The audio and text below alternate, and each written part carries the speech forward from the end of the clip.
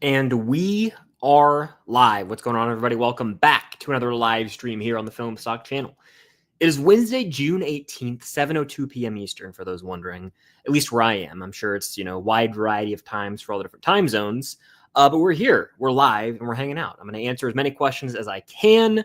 For those who are new here or returning, this is how it's going to work. I'm going to hang out for however long we go, and you just fire off your questions, and I'll get to as many as I can.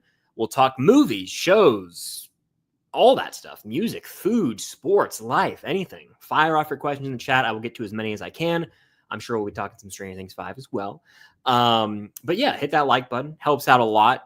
Boom, do it immediately. Bang, bang, bang. It helps out. And Super Chat's the way to go to guarantee that I get your question, comment, concern. Huge way to help support the channel as well.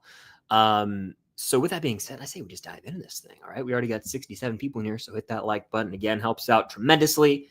And if you're watching on the replay, which I know a lot of you guys are not watching live, thank you for tuning in on the replay.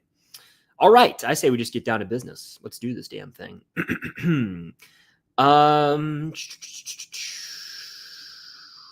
Shout out Kicks and Curses for being the first question here in the stream. Movie Fan 2002 says, like Phineas and Ferb said, summer is starting right now. Yeah. There's 104 days of summer vacation. I have not watched the new, I guess you'd call it, continuation of Phineas and Ferb. Haven't watched that yet, so I'm behind. Honestly, I watched Phineas and Ferb a lot when it first came out, like the first 2 seasons, and I just don't know when I stopped watching, but I just kind of grew out of watching it eventually. Relax with Adia says, hey, could you please answer? Absolutely. Do you think they'll premiere the finale of Stranger Things in theaters globally? I really hope so. Great question, and they very well could. I think it's going to hit Netflix first because, duh, right? But they could premiere it in theaters for 2 reasons. Number one, the season 4 finale had a very limited theatrical run of the piggyback. It was playing in select theaters. Also, my buddy Starcourt, the mod, shout out him. He's in the chat right now. By the way, if I'm lagging, I apologize. My Wi-Fi is very hit or miss sometimes, which is annoying. But the second reason is, and my buddy Jacob pointed this out, is it's got the 1 episode standalone release on New Year's Eve. Netflix could be going full send on that in theaters. So that could be a fun way to sort of celebrate the end. But at the same time, I'm going to watch it on Netflix first. I would never want to experience it in the theater first, just because I don't trust other people. Like if I could watch it on a theater screen, but like by myself, like hell yes.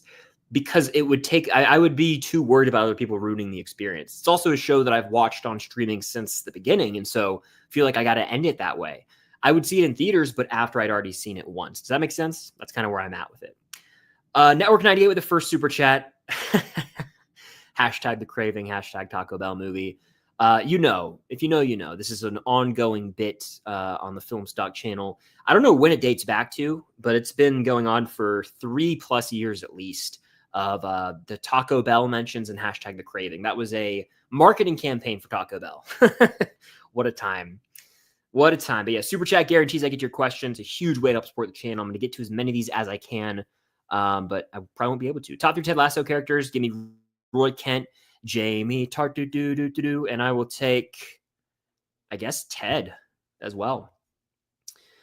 Jack Kennedy, the man, says, hey, Chris, during the stream, let's do some trivia. True or false based, let's see, trivia during the stream. Here's your question of the night. TRF, besides an honorary Oscar for James Earl Jones, Alec Guinness is the only actor to be nominated for an Oscar for a Star Wars film. I'm going to say that the only nomination I know of is Sir Alec Guinness for A New Hope. There were none for Empire. There were none for the prequels, none for... Yeah, I'm going to say that is true. That's my guess. That is true. I don't think anyone else would have gotten nominated. So I'm going to say that's true. Let me know if I'm right. Let me know if I nailed that or not. David says, I just have one question. With half of the year gone, do you have an all-time favorite movie of the year? If so, what is that movie? So this year's interesting. I'm almost 30 movies in 2025. I've seen 29 after today.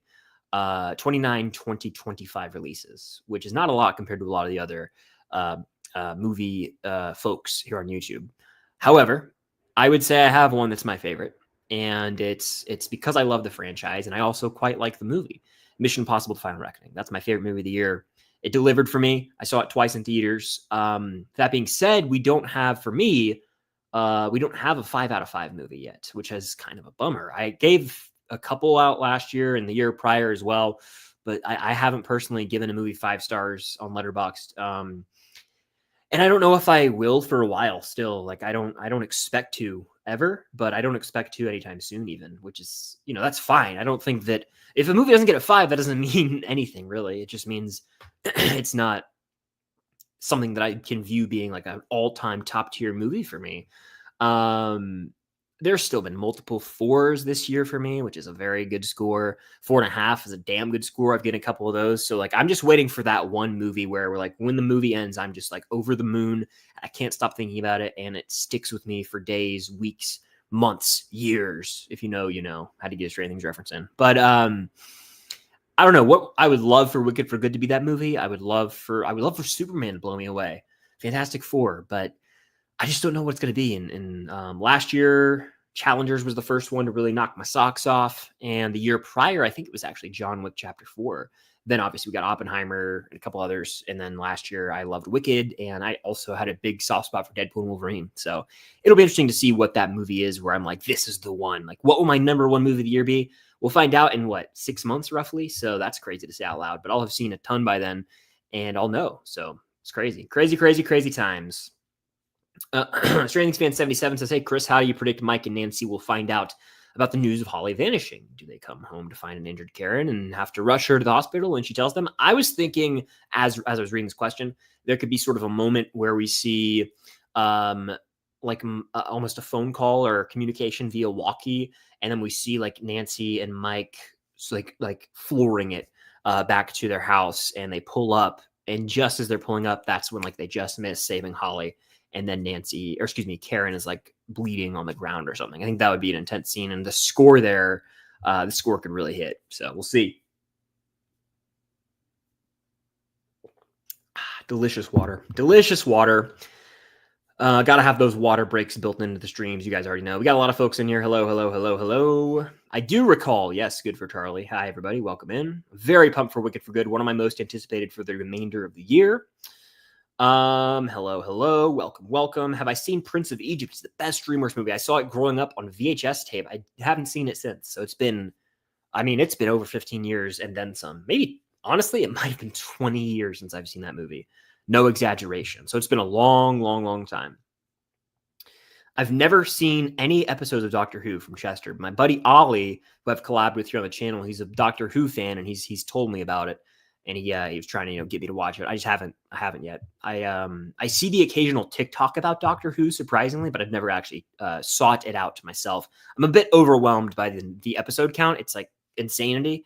I don't know why I said that with a twang, but it's been around for years with different iterations of the show. So it's a bit stressful for me to want to take that on, at least right now.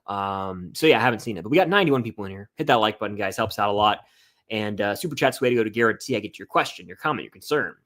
Demo Devils says underrated Stranger Things character Murray. He's been a go-to answer for me since Vol 1 of season 4. Murray's a very underrated, underappreciated character. One of the funniest in the show. And he's the bald eagle Bowman, baby. Come on now. Jake says, how would I rank the Game of Thrones seasons without spoiling anything? Okay, we'll go from bottom to top off the top of my head. We'll go 8 is the worst. Then I would probably say we'll go the other way around. Actually, it's easier for me. I would say season 4 is number 1. Then I'm going season 6, which is kind of a hot take to some people apparently, but it has the 2 best back-to-back episodes of TV I might have ever seen in my entire life. So I have to, right? So I'm going 4 is the best. Then I'm going 6. Then I will take 3, and then I'll go with this is tough. I think 1, maybe 1 and 2. Then 5 probably. 5, 1 and 2 are almost interchangeable. Then I would say 7 is the second worst, just because it's so short, but it has some great moments. And then 8 is the worst by far. Naturals, how are you feeling about the new Superman movie? I'm excited, honestly, but I haven't been able to and I think this is going to work out for me, honestly. I haven't ever bought into the movie being some all-time great, blow me away movie. And so I don't have that set of expectations going in. I know a lot of people do, and I worry they might be disappointed. I think the movie's going to be, I think I'm going to give it a positive review it's James Gunn. I've done every single comic book project he's done. I've given a positive review to and been a fan of. So I think I'm gonna like it. But I'm not expecting this movie to be like the first Iron Man or Spider-Man 1 or The Dark Knight or anything like that. You know, I think that's insane to think that way about the movie before it comes out, because it's just setting up this false set of expectations. I've kind of learned my lesson with that lately. And so I'm just going for what it is as a James Gunn movie with, you know, starting DC fresh. I've some things I'm skeptical about. Nothing that's like making or breaking my excitement, but I am going to say that if I had to wager right now, what will a big thing that sort of not sucks the life out of the movie, but is a concern, is a red flag. I'm not a fan of the look of the movie. I know that's a hot topic. I don't want to get into it too much. It's just pointless, really, because we haven't even seen the actual movie. But I'm not a fan of the look of the film itself. I think the casting is fantastic, though. I think the movie will be good. I think it'll be good. I think it'll be solid to really good. I do not think it's going to be an all-timer for me in the comic book genre. But if it is, I'll let you know. I won't lie. We got a super chat here. Love the Miguel profile pic, baby. Cobra Kai never dies. I got my Sholo autograph right there. Looking at it. I got my little Cobra Kai shrine. Good to see some Cobra Kai love lingering in the chats, even though the show is no more. It's not dead, but it is over. Which couple in Cobra Kai? Sam, Miguel, or Keenry? You guys know. You guys already know. I love Sam LaRusso more than most. I'm a huge defender of her, and throughout my whole reaction series, I felt that way. So it's got to be Sam and Miguel. Sam Miguel, pick your poison. It's got to be them. I think they have such a sweet ending. I think both these couples have a happy ending that I'm content with, but Sam and Miguel, there's just something about that young love that's it's inspiring and it's hopeful, and I love it. It's a beautiful thing. So I'm going with them. Cobra Kai, man. What a show. What a show. And then we got the Karate Kid Legends movie. Woo!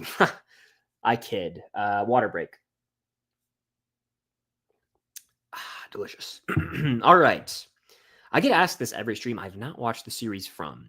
I saw How to Train Your Dragon Monday. Better than expected. I loved it. Well, there you go. I'm glad that people are loving this movie. I wish I did. J.E. Hawkins with a sports question. Do you have any college football predictions? Mine is my Gamecocks are making the playoffs this season. Oh, Jacob Starcourt, respond, please. He's a Clemson fan, by the way. Not to put him on blast or anything, but I would say I don't really have many predictions except for the fact that I love that people are doubting Georgia again. You know, I love it.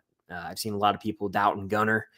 And I just think that there's so much bulletin board material this year that I'm here for it. You know, I don't know. I expect good things from Georgia. I think the days of the undefeated regular season are almost gone. They're about to be a thing of the past. That was kind of established with the Ohio State season last year, losing in a disgusting fashion to their arch rival Michigan and then getting a second chance to go win the Natty. I mean, that's just the new era of the sport, and that's fine. It's the NFL 2.0, but you know, we got to adapt. So anyway, I would say I think Georgia will make the playoff. South Carolina making it's not out of the realm of possibility. I'll give you these two and then we'll move on. Two teams that are wildly overrated coming into the 2025 season. One of those is the Florida Gators, a team that I believe went 8-5 last year. People are like, they're a playoff team based on DJ Lagway. I guess that's it. I mean, they're a pretty bad squad still, in my opinion. Look at the scrub that coaches them, Billy Napier. So Florida's very, very overhyped. The second team as well. I think they're going to be good. Same thing. Who's the head coach? What have they done? It's a little bit of LSU. I'm starting to see a little too much LSU hype. I'm like, I don't know about that. I don't know, Jim. I don't know. We'll see. We shall see. Achilles says, hey, Chris, I have an art YouTube channel. Hell yeah. And would like to ask you for a request to draw. I draw comic characters. Ooh. Could you do Willem Dafoe's Green Goblin? Please, that would be awesome. Or some version of Goblin, I think. From like Willem Dafoe's Green Goblin, one of my favorite comic villains. It was easy, boom, right on my shoulder. I mean, yeah, there you go. That's my suggestion for you. Or Doc Ock, if you will. One of the two Raimi villains. Let's see.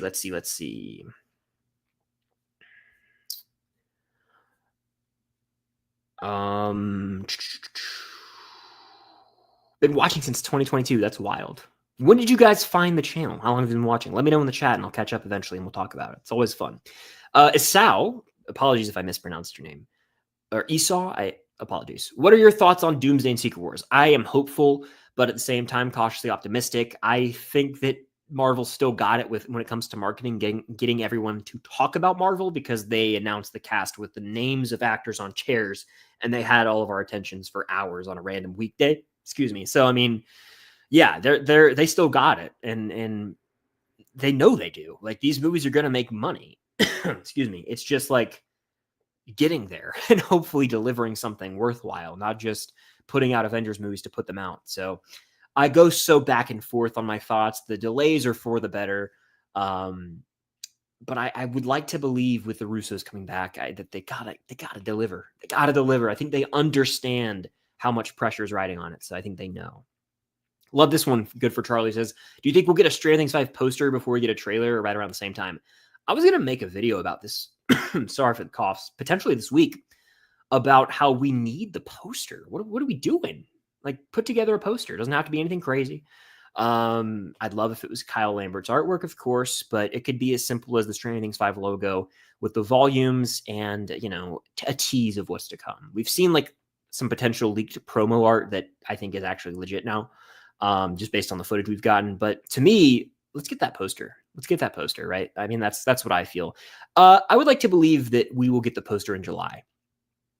I think they'll actually do the poster and some sort of behind the scenes video on that July 15th date, but I don't think that's when we're going to get the official teaser trailer, which I think that'll be more like August.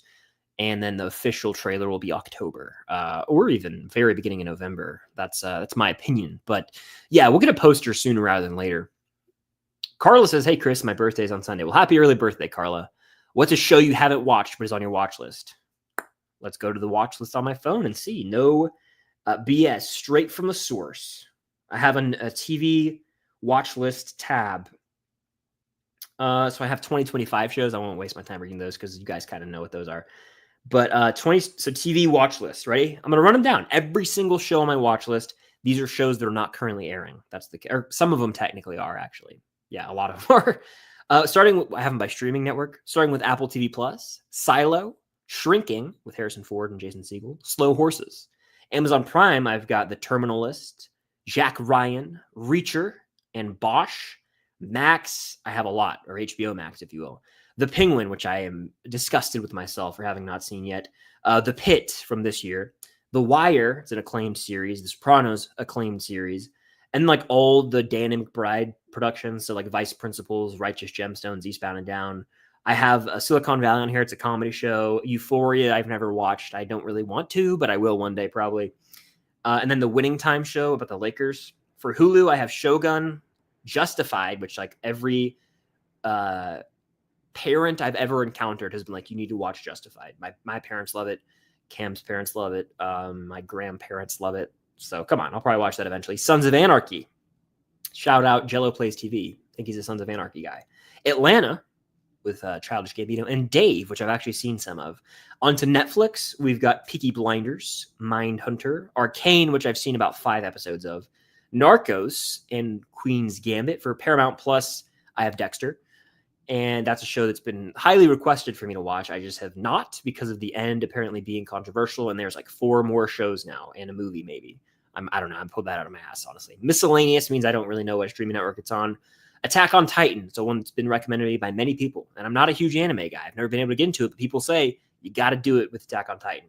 Shameless, The Walking Dead, which I've seen episodes of, and know basically every major spoiler for. Vampire Diaries, the originals. Shout out Cam. And The Big Bang Theory, which I've seen a chunk of, but I've never actually watched. So that's my TV watch list, to answer your question. If I had to pick one show of those right now to start up, based on the mood I'm in, I think I might go with, I don't know, I kind of want to watch The Pit. I don't know why. My buddy of mine said it was good, and I've heard good things, and I could add it to the 2025 TV show list, so we'll see. Alex says, you think we'll get a Thanksgiving dinner or a Christmas dinner between the gang in season 5? I think we're getting something with Thanksgiving. There's a shot of, I believe it was posted as part of the wrap, like Stranger Things season 5 wrap post on their Instagram. You can go check. It's a picture of Priya Ferguson, who plays Erica, and she's in like a purple outfit, and it looks like she has like a like a pilgrim looking almost like handkerchief thing on around her neck, and she's at like a dinner table with pie. And so I do think there will be something Thanksgiving related. And Frank Darabont's directing that episode. He's with her in the photo. Frank Darabont, legendary director of Shawshank, of Green Mile, of some Walking Dead stuff. So I think so. And if you think way back in the timeline of production, there's a picture of the bulletin board in Hawkins High School about like a Christmas food drive. So yeah, I think we're going to get Christmas and Thanksgiving. Builds by Hunter. Thank you for the super chat. It's a sick little Lego profile pic. Love your channel. What's your opinion on... I'm so bad with abbreviations. I have to look this up. I'm sorry. But I'm lost. It's sad. It could be literally anything. Oh. Interesting.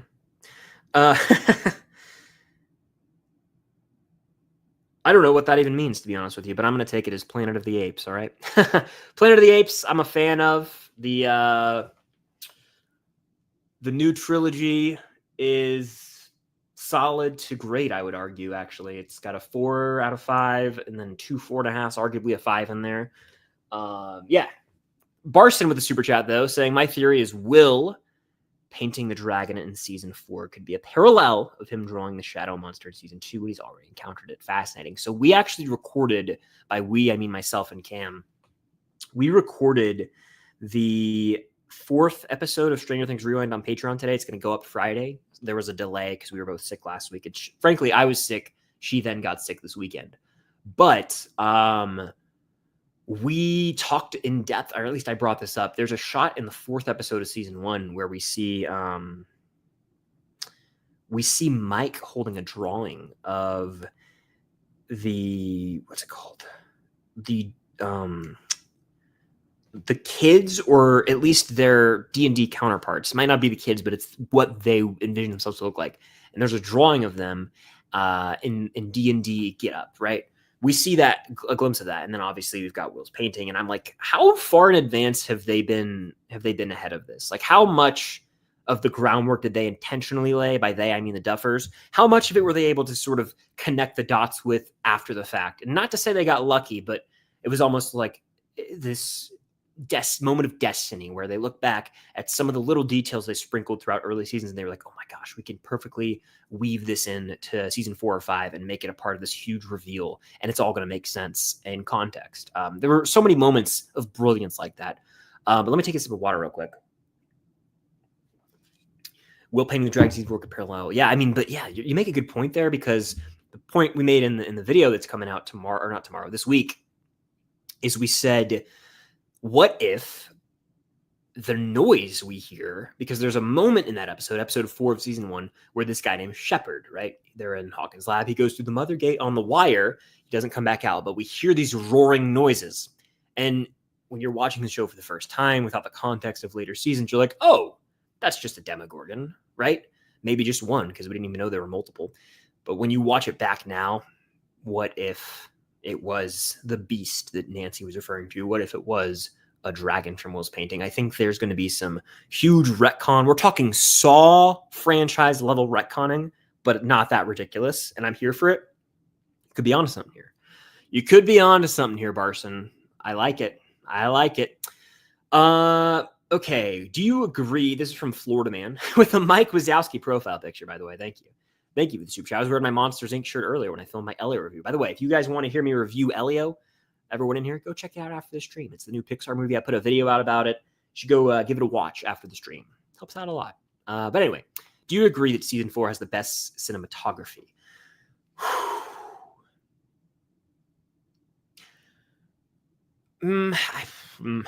It's tough. I mean, in a sense, visually, and that goes with, the shot selection, the visual effects themselves, I think the seasons look better as they go on. So maybe I would agree with this, actually.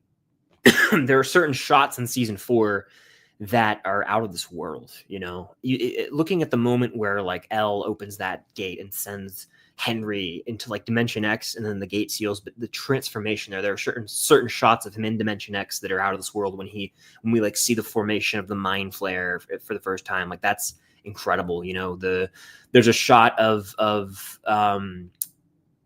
you know, the moment to me that stands out is it's when this is the coolest shot in the whole show. I think I'd argue it. It's in season 4, ep 7, Massacre, when we see the kids riding their bikes in Hawkins and right side up, and then the camera flips to see the upside down. We see like Steve, Robin, Eddie, and them like riding bikes in the upside down. That's one of the coolest shots in the show. So I mean, I will agree. Off the top of my head, I'll agree with this, that season 4 has the best cinematography. But I mean, every season does, and I'm really, really thrilled to see what they do with season 5 from a visual standpoint, because just based on the trailer, not even trailer, the footage we got alone, right?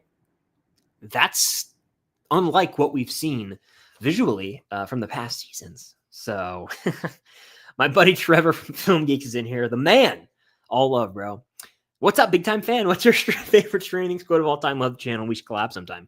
We've never collabed before, so that would be a first. You know, you never made an appearance on the channel. Oh man, that's too funny.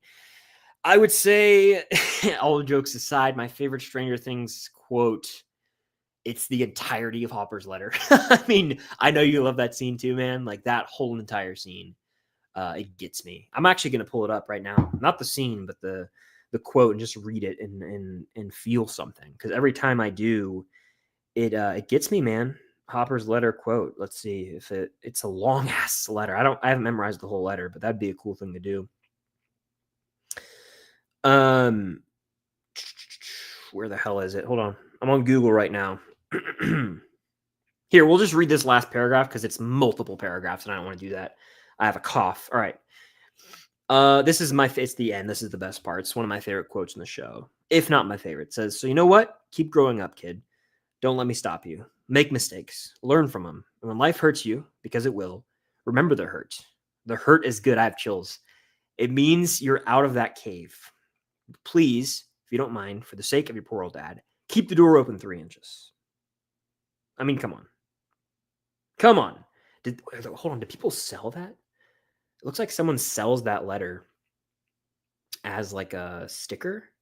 I would love to have. Oh, look at this. People, this is sick. Like something like that. You guys see what I'm talking about? That's cool. It's the letter and it's the art of her drawing it.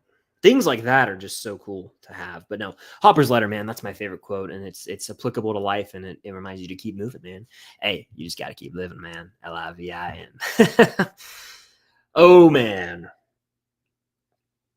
We got another super chat here. Appreciate that. What are your theories on the Upside Down being stuck in time on November 6, 1983? Could it be a big plot point? Absolutely. I think it's going to be a pivotal plot point in season 5, specifically with Will's direct ties to the Upside Down. I think that this will be answered, like why time is frozen on this date will be answered, along with the reveal as to why it was Will Byers who was taken. And I think those two will go hand in hand. So yes, I think 100% will be a major reveal, major plot point of the season. They wouldn't have, what's that old saying with Hitchcock? It's like he wouldn't have put a gun in the first act if it wasn't going to be shot in the third act or something like that. Like that's what I'm saying here. Like that specific shot of Nancy's diary that's in November 6, 1983, it wouldn't have been there for nothing. So 1,000,000% it's going to play a role in this final season, and I'm looking forward to seeing why Will Byers, like why him. All right, let's do a mini speed round. By the way, I love doing the mini speed rounds. Hello, who would win in a fight, Hopper or Ethan Hunt? I mean, Ethan Hunt would win. He's an IMF agent, but I love me some Hopper. If Hopper could land a blow or he has a sword, I might take him, but Ethan's just a bit too, he's a bit too agile in my opinion. Starcourt says, what's your favorite movie you've watched for the first time this year, 2025 or non-2025? Have I even given a movie 5 stars in a hot minute, like a new movie I've watched? I don't think I have, to be honest with you, but that doesn't matter. This year, my favorite's Final Reckoning or Najah 2, but for first-time watches, I'd probably say Prey is awesome. And I know you guys have asked me forever to watch that movie. I got a DM from someone for like 50 days in a row being like, watch Prey. And guess what? I've watched it.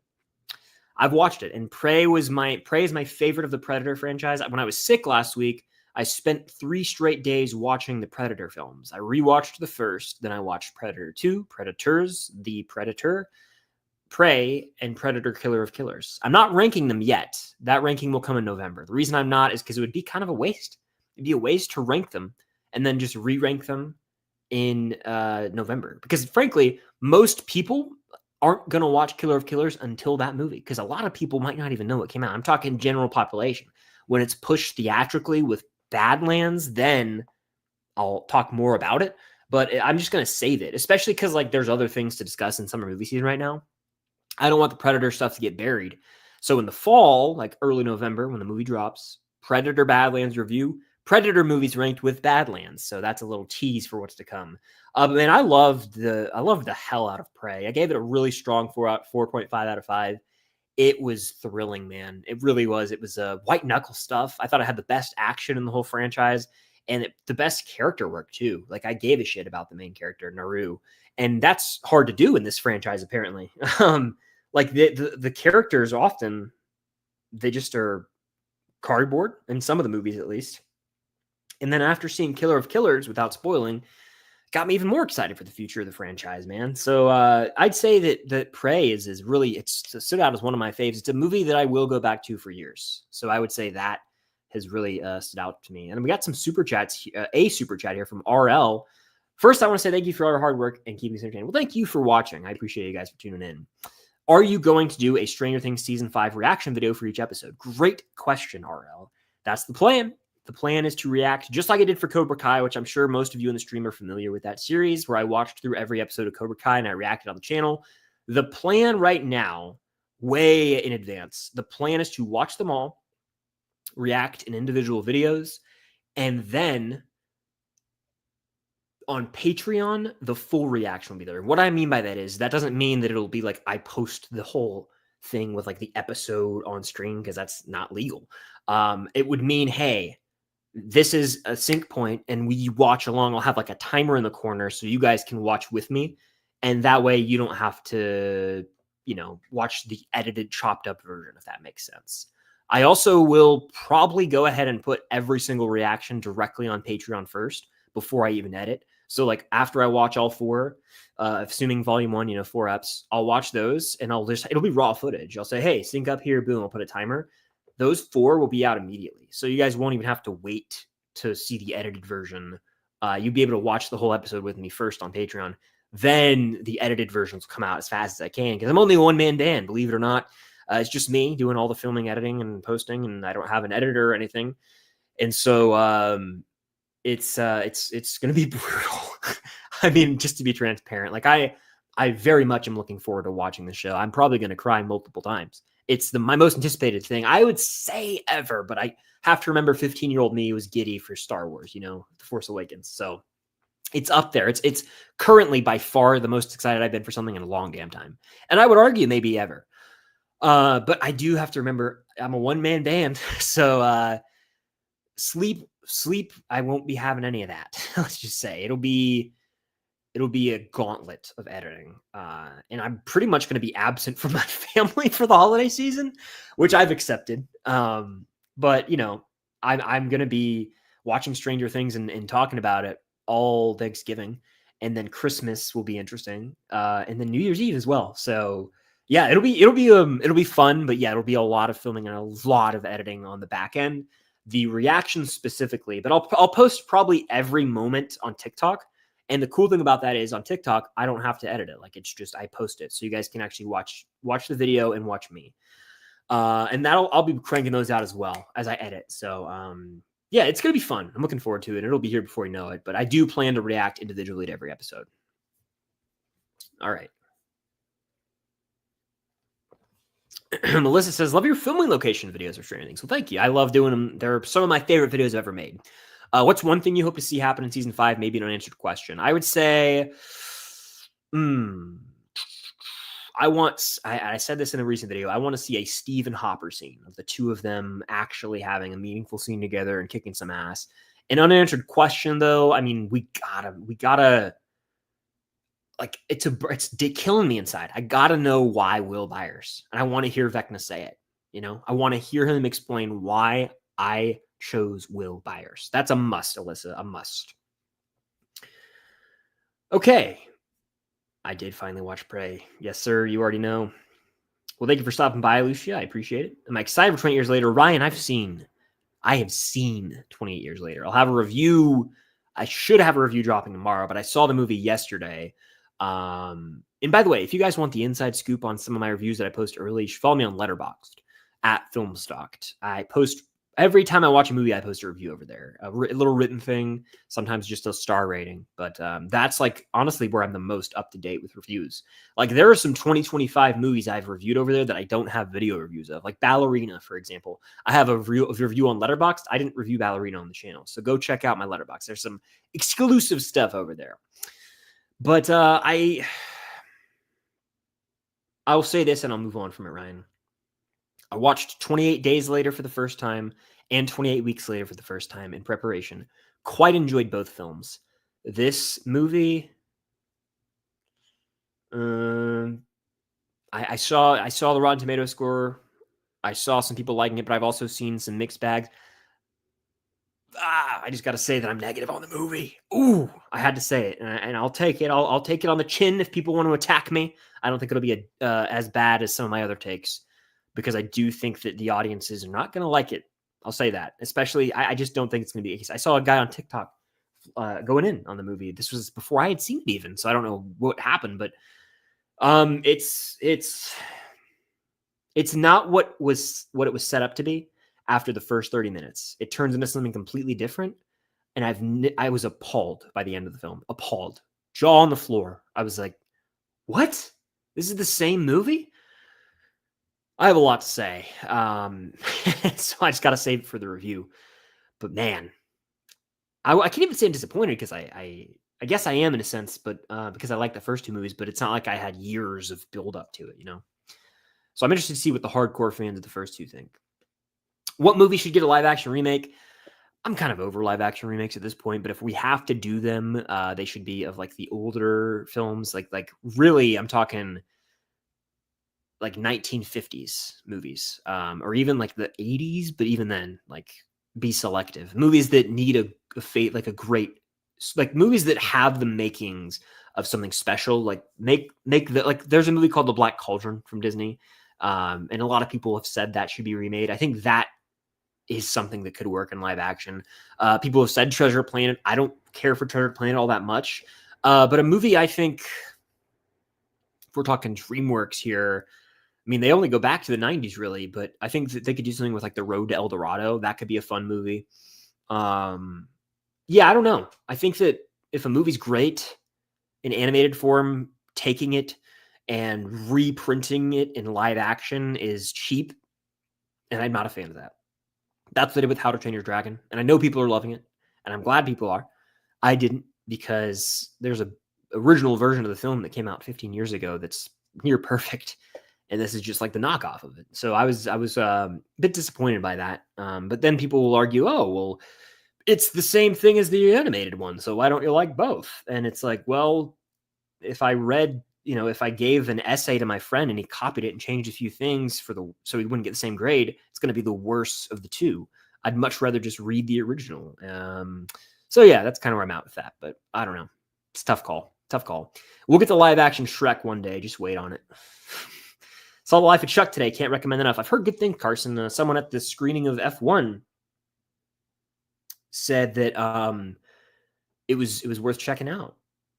Breaking news on the stream. Marvel Studios will release a movie on December 15th, 2028, untitled.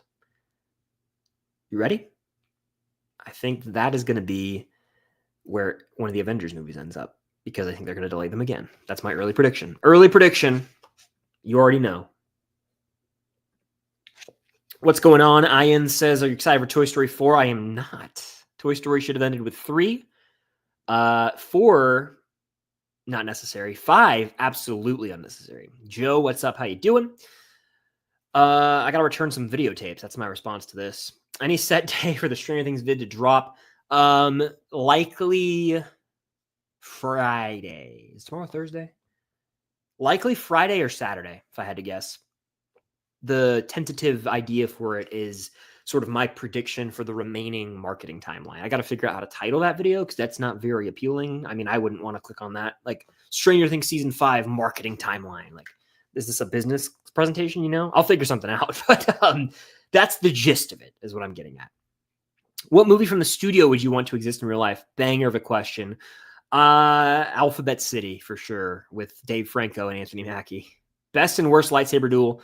Best is between Vader and Luke in Empire and the iconic Mustafar duel. Actually, let me retract both of those. The best is Duel of the Fates from Phantom Menace. The worst in the main films is probably something from The Rise of Skywalker that I've forgotten because the movie is I can't do it. We'll do it live.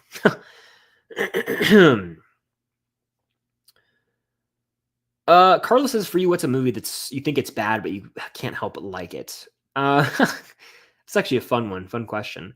Let me go to Letterboxd. That's the only way to really answer this in the moment. If you hear some sirens, I apologize, but I would have to go to like what movies I've rated poorly, but I actually kind of like. Sort by, we'll go rating. Yeah, there's some sirens outside, so that's what you guys are hearing. A movie that I think is bad, but I can't help but like, is gonna be a movie called looking.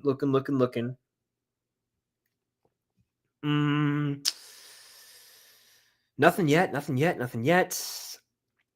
Movie that I think is bad, but I can't help but like. Oh, by the way, Sword in the Stone is a good one for a movie that could be a live action remake. Movie that's bad, but I can't help but like. Where are they? I would say some of the Final Destination movies are bad, but I can't help but like them. So those came to mind, and same with like Saw. Oh, Karate Kid Part 3 is a bad movie. All right, I know that might be a hot take, maybe not even. Karate Kid 3 is bad, but I like it. I'm acknowledging it's a bad movie, but I would say that. Carson says Breaking Bad or Better Call Saul opening intro. Better Call Saul all day. All day. Thoughts on the Hunger Games, Sunrise, and the Reaping cast so far? Stacked. They just added Glenn Close. You got Kieran Culkin. The list goes on and on. I mean, they're adding some mega stars to that movie, so I expect good things. I haven't read the book. I know a lot of you guys have probably read the book. I have not. I'm not a huge leisurely reader nowadays. Burned out on that through high school and college, unfortunately. But yeah, we'll see. Leanna's in the house. Shout out her. Love the Joe Keery pick. Hey, Chris, with Max being in a coma at the beginning of season 5, do you think the Duffers will show any characters opening the letter she wrote in season 4? If so, which ones do you think they'll highlight and why? So I think those letters are going to come into play, and they're going to be saved for once once the dust is settled fully. So I don't think that we're going to see those letters read until either Max is dead and gone for real, or the Upside Down is fully eradicated and we have almost a time jump. And those letters are like opened at graduation or something like that. You know what I'm saying? You know how people do graduation letters? That could be opened then if they wanted to do a time jump, okay? That's my theory on that. But if they were to have them open those letters up front, I would say they would highlight... I don't know. I mean, that's a tough question. Potentially, let's see. I mean, maybe Steve? Let's see. Let's look something up real quick. Yeah, so I wanted to confirm so that I didn't misspeak here, because it's always good to reference the ancient text. In Stranger Things 4, Max gave letters to Lucas, Dustin, Steve, Mike, Ellen, Will. She asked Dustin, Steve, and Lucas to deliver letters to Mike and 11. Okay, I just wanted to confirm. Dustin, that's my answer, because Dustin, I think with his trauma this season, he'll be carrying a lot of emotional baggage, and Vecna could take advantage of that. And so I think it would be sort of a parallel Dustin season 5, Max season 4. I think the two could kind of go hand in hand. So Dustin, I think, would be an interesting one for sure. Water break. I love the Scream film. Scream is maybe my favorite horror franchise. It's up there. Randy's potentially my favorite character as well. I just love the rules he establishes and his antics. Randy's up there for me. Stu is also one of my favorite characters as well.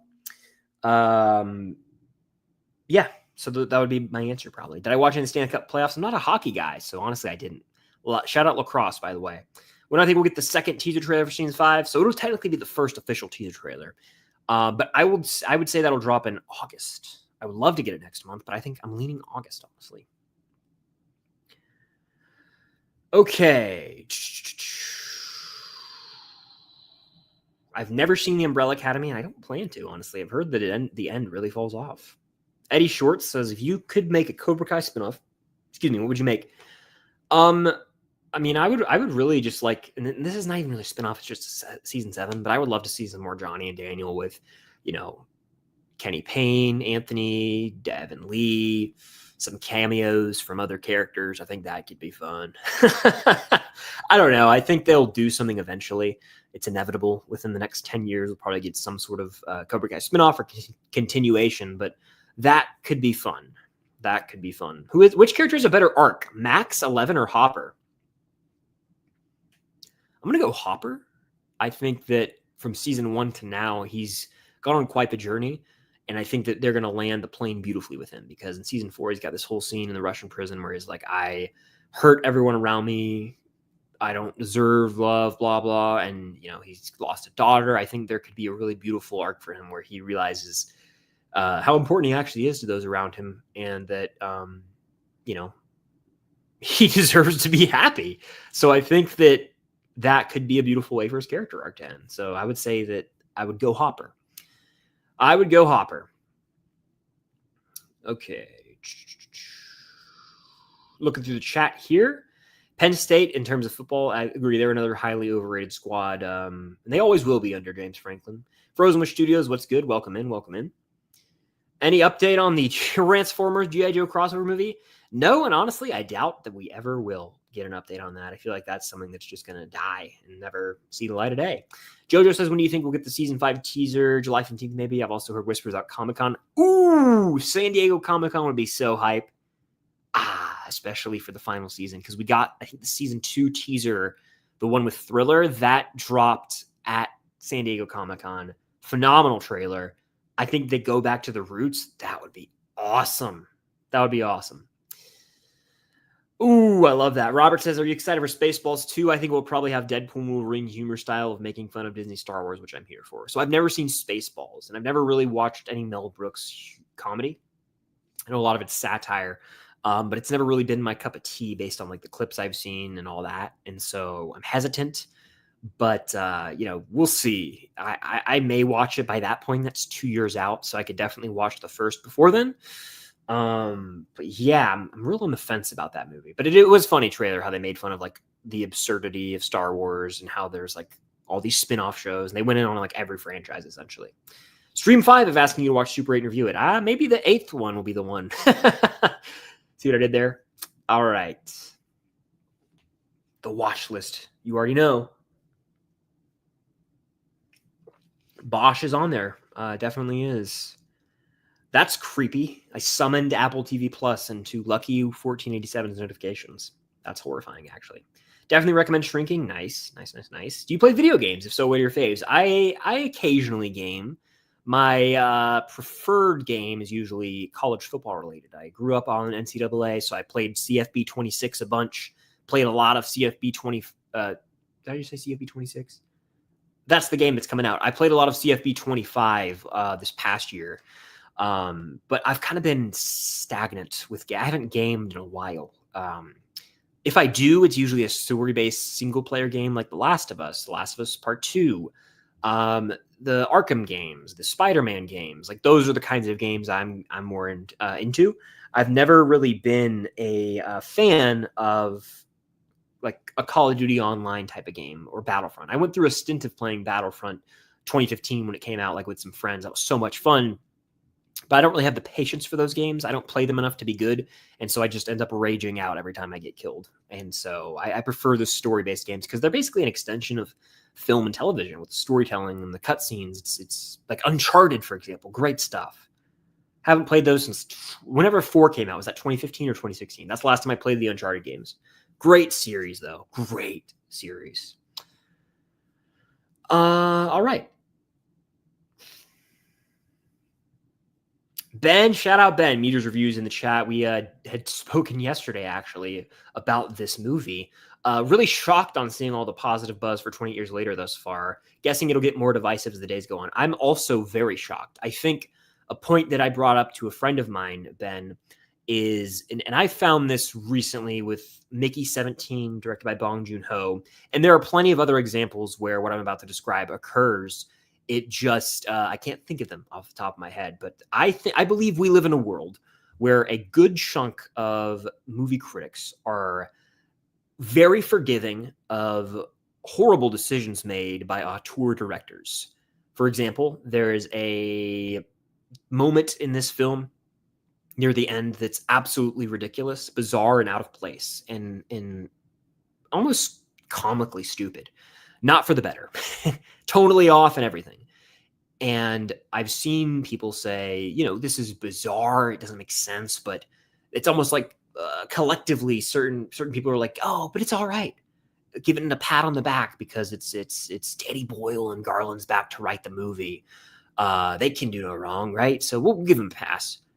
But if you were to take the same exact ending and apply that to Superman, something bizarre, out of left field, tonally off happens, gets panned by the same people because it's got the big brand franchise IP. I've found that lately, and it's not everyone, but I found, oh, well, you know, going back to Mickey 17, for example, oh, well, yeah, it's really strange and eccentric and didn't really work for me, but it's Bong Joon-ho, so I can't say anything bad about it. It's like, we don't know these directors. Like, you got to be able to separate your love for a past film from a director and be able to judge that one movie individually. So I'm not saying that's what's happening with 28 years later, but it's an interesting point in my opinion, because I've seen it more common lately with certain films like this where, you know, it's a beloved director, maybe he's won Oscars in the past and people are like too scared to come out against the movie or point out glaring issues. So I don't know, man. I agree. I think that when the audiences see this movie, that score will be drastically different than the critic score. I'm confident in that. If I could put some sort of future bet on it, I would. Like, I'm that confident. I think the Rotten Tomato score is around 96. I think that's going to keep dropping out of the 90s into about maybe like high 80s. But I think the audience score, man, I will say the audience score, I don't know if it'll be rotten, but there's a chance it is. And the reason being, there's a lot of ambiguity in the film. There are certain creative decisions that are made with shots that are, I won't use the word art house, but not as mainstream as the first two. And if people are going in expecting a zombie, horror movie with these crazy, chase sequences and action, it doesn't have that. And I think that the movie, I believe, was a little mismarketed, kind of hinting at my review. Turns into something that it isn't. All right. The first 30 minutes, I think the general population will be on board for. It turns into something a lot more emotional, somber almost. And it sort of tackles the, the existence of life and dealing with death in a way. And so I think the movie, the first 30 minutes are going to win a lot of people over. But as the rest of the film unravels, it's going to slowly lose folks. And that's what happened to me. By the time the third act rolls around, yeah. Whew, I don't know. I didn't like the third act at all. So it's going to be divisive, I think, I guess. But it's the worst of the three to me. I'll say that here. It's not even close. I think it's the first two are far better movies. Even Weeks, which I know is not as loved. This one is it's riddled with issues for me. It is. So I'll get into that at some point on the channel. But yeah, I agree, man. I was shocked to see the early reviews being as high as they were. Water break. We got a super chat from Outlaw Zorro. The good old Snyder cult, baby. Thoughts on Snyder fans trying to ruin people who want to watch James Gunn Superman? Yeah, I mean, it's insane. There's like a cult movement right now, like online, no joke. There's a movement going around of people like actively trying to tear the movie down. I think that one of their, like, they almost have a, they almost have like a freaking, what's the word I'm looking for? Come on, it'll come to me. It's a. Hold on, I gotta look this up. My brain has what's it called? A manifesto. They almost have this manifesto they're reading where they're like, here's how we can take down Superman. Buy tickets to the movie and like refund them right as the movie starts so the seats on Fandango are taken, but people can't actually go see them. Review bomb the movie. Make like fake accounts talking crap about the movie. It's insane. It's insane. I've never seen anything like it for any other fandom. Snyder cultists, it's without a doubt the most toxic fandom on the internet. It's not even up for debate. Not up for debate. So the Snyder cultists, it's getting out of hand. It's getting out of hand, and they're probably going to do this with every DC project forever. Water break, by the way, but eventually it'll die out, I think. But you know, I don't know how you combat it. I mean, I don't believe it makes a huge dent overall, but undeniably, it causes some rifts online, which is not needed. It's not needed. So yeah. Anyway, enough about that.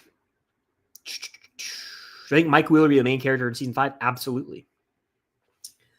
Thanos without the stones versus 11, who wins? I get questions like this about like 11 fighting people, and I've never thought of her as someone who gets in these fights. I always think that Stranger Things has her aid the characters in winning, but it's never been about powers, so it's just a strange one to answer.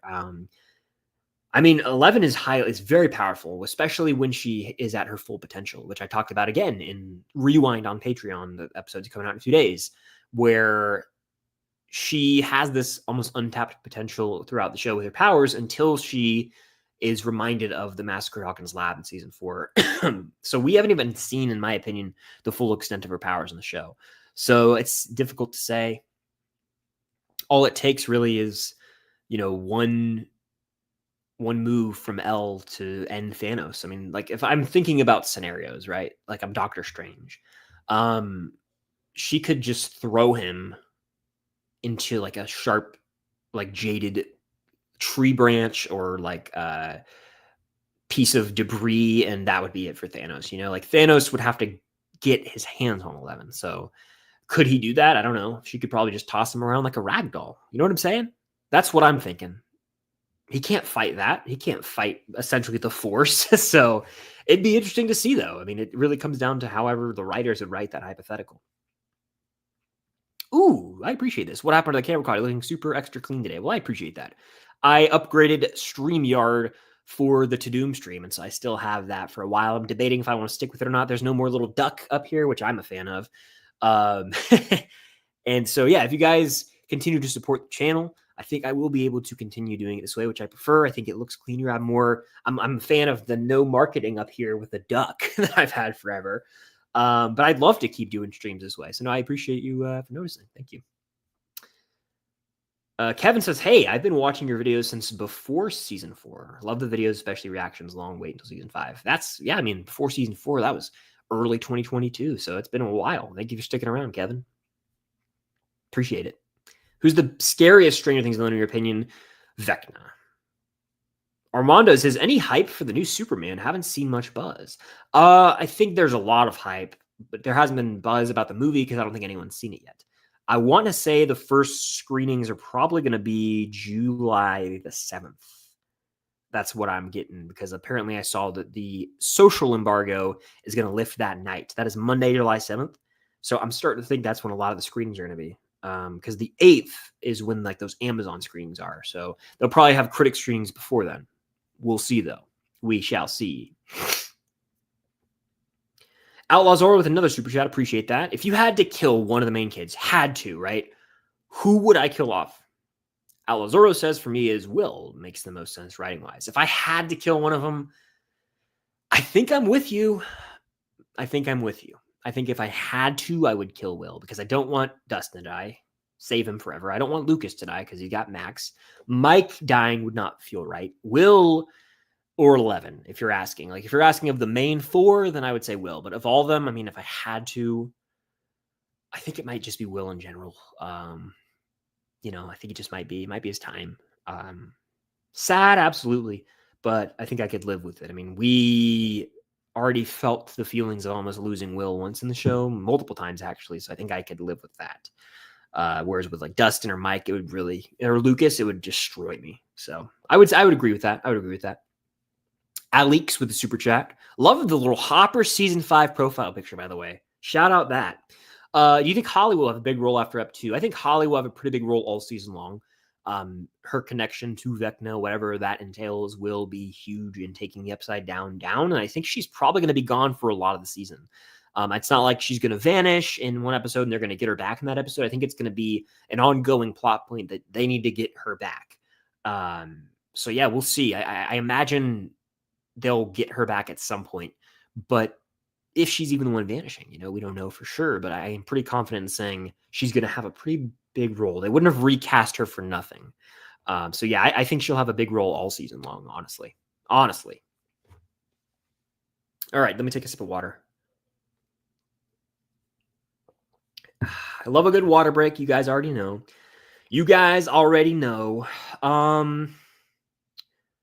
Who's the most powerful Avenger in the MCU? Thor. Thor with ease, I would say, actually. Hey, Chris, did you get your F1 tickets yet? I've seen F1. I got a review on the channel. Go check it out. Yeah, I was able to see F1 this week at an early screening, and big fan. Is it my favorite movie of the year? No. Was it a 5 out of 5? No. But it's one of those movies that I watched. I enjoyed the hell out of it, and it's just continued to grow on me. I actually did get my IMAX tickets for next week because I have AMC stubs, so it's free in my mind. You know what I'm saying? So I'm going to try and see that in IMAX June 27th, which is the Friday, at like noon or something like that. So yeah, that's the plan. Sorry, my ears. That's my ears when I have like any sort of congestion or sickness, they get like clogged up. That's like the only way for me to clear them out. And I probably look like a lunatic.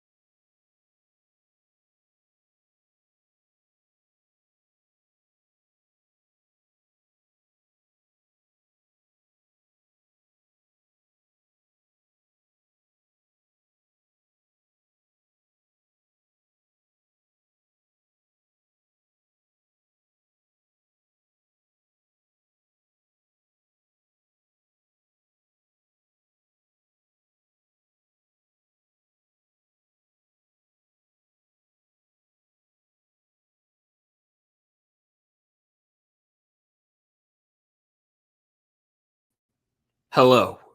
Can you guys hear me? I apologize. That was wild. I hope you guys are still around. But I got booted from my own stream. My Wi-Fi is acting up right now, so I might even be laggy right now. Let me check. Let me check and make sure that I'm back and we're good. Right now, let me check. All right, that was me on my phone. So it looks like we're fine. Very much apologizing on that end, but I don't know what happened there. That was nuts to say the least. I do lose some of the stream, some of the chat, unfortunately, when I get kicked out, which I hate. So the most recent thing that I can see was from 7:57 p.m., so about 10 minutes ago. So I lost a lot of the questions that I can't click on them anymore.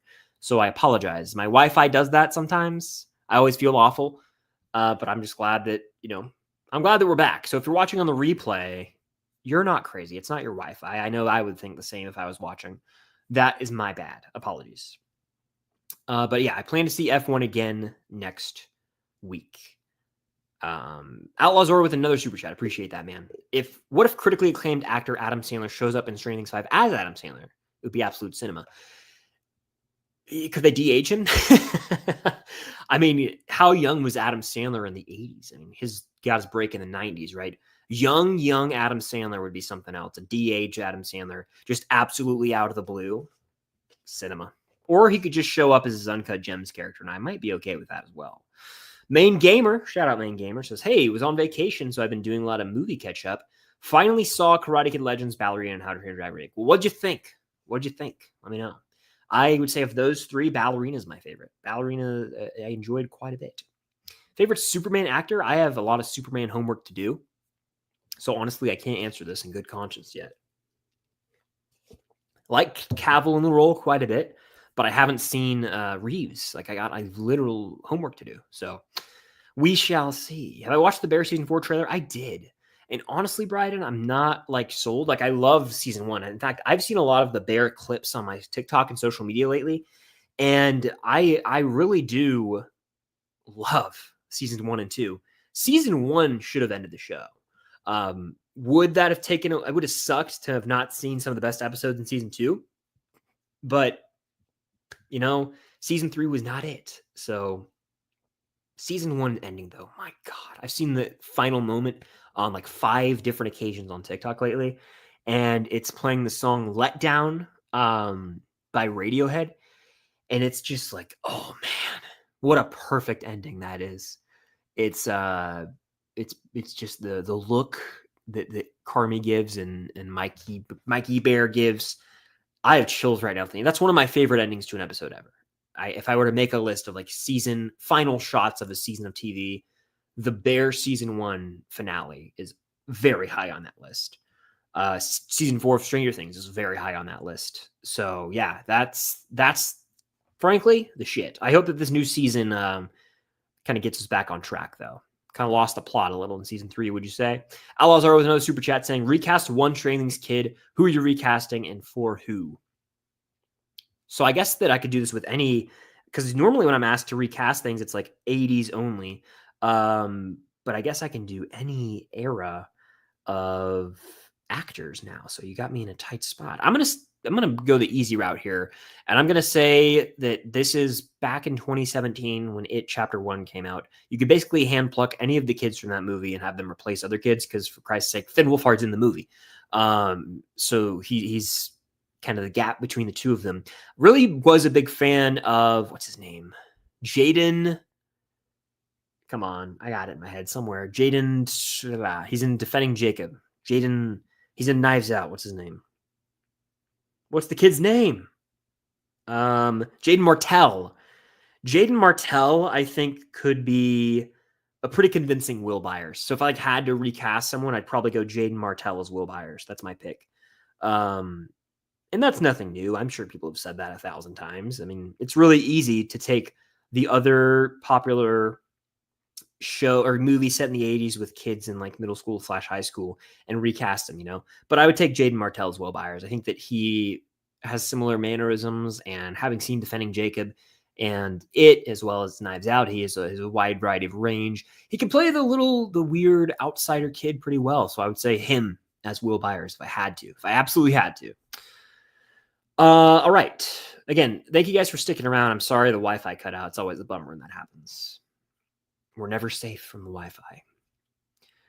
I love the artwork behind you. Well, thank you. Shout out Adam's Art Box, the man. Go follow him on Instagram.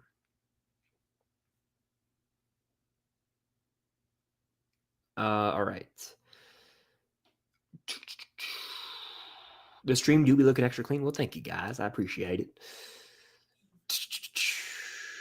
Leanna says, are you Team Elphaba or Team Glinda? Can't wait for part 2. You know what comes to mind when I hear this? It's like, I think it was one of the late night talk shows. It's a video of them singing, like I think a recap of Wicked or something. And it's like, Elphaba, Glinda. That's one of my audio ticks. I will just vocal stems, if you will. Stem, I don't know. I'm out of the loop on everything. I'm getting old, but I sing that randomly just throughout the day. To pick a side is so tough, but I mean, Elphaba, I would have to say. Knowing where we're headed, I do find myself leaning Elphaba. But I don't want to say too much for those who don't know where we're headed with the story, but yeah, it's tough. Okay, where the hell was I in chat? I was somewhere. By the way, if you guys are in here, hit that like button. Helps out. It helps out immensely. I'll say it. Let me go see. How many likes are we at in the stream currently? I don't want to crap my Wi-Fi out. It's struggling apparently today. We're at over 100. That would be sick. We're currently at 88. Help me get to 100 likes on the stream. Could we do that? Could it be? Who knows? To quote West Side Story. Help me get to 100 likes on the stream. All right. Will Robert Pattinson be Batman, or will another actor play Batman in the DCEU, James Gunn? I think at this point in time, it would be a wise move to just go ahead and combine the Reevesverse, because it can have its own identity and be a part of the overall DCU. But I think it would be cool to have that tone and style in DC, but in the greater universe. So we occasionally get to see Pattinson's Batman with chorus with Superman, and that would just be fitting. At this point, you have an established Batman, a fantastic movie that made $770 million, I want to say, worldwide, and the Penguin series that was a hit. Just make that into your Gotham City in the DC universe and allow them to have different tones visually, stylistically, thematically, and then have Superman more vibrant, more hopeful. And then, introduce another hero and have that, hero's tone be different. You know what I'm saying? And mark that. It doesn't have to have the MCU filter on it, I call it, where every MCU Disney Plus show looks the same. They can be different. And then when they combine for one movie, you can pick something else, So it's tough to call, but I can't see a world where we have the Batman 2 and then we get like a Batman solo movie as well. It would you need to make the call. And so we'll see. We'll see what happens. Steve or Dustin, who would you rather die? This is a super chat from Outlaw Zorro. Someone puts a gun in my head and says, Chris, pick one now, or I'm pulling the trigger. I'm saying Steve. I just think, I love Steve so much. 1A, 1B. I always say Hopper and Steve. But I could live with that. I don't think I could live with seeing Dustin die. I think that would be too cruel and too harsh. I've almost prepared myself to see Steve die season after season. Dustin, the innocent little Dusty Bun, I think I would be sick to my stomach if they killed him. So, yeah, I don't know. That would hurt like hell, though. Let me tell you that much.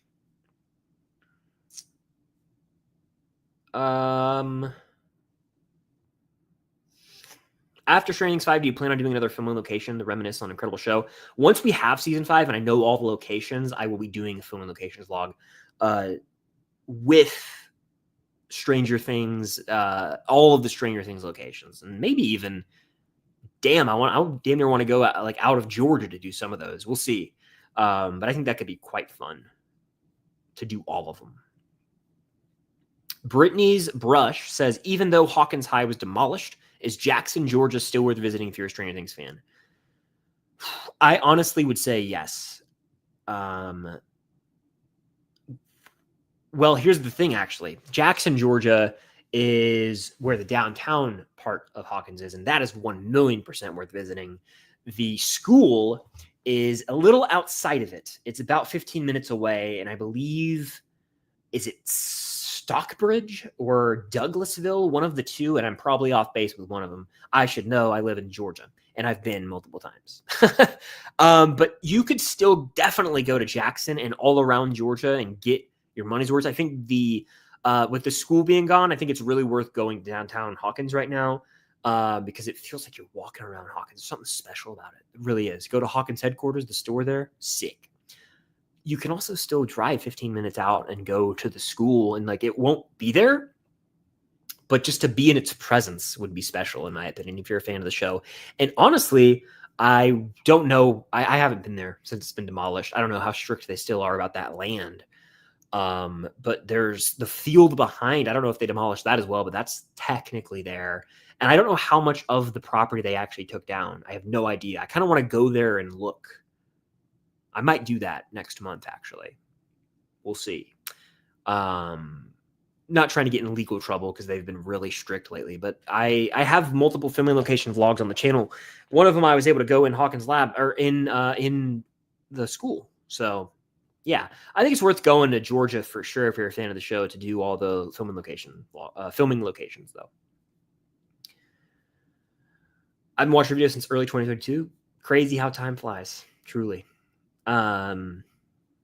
Rank every upcoming Pixar sequel by how much we need it.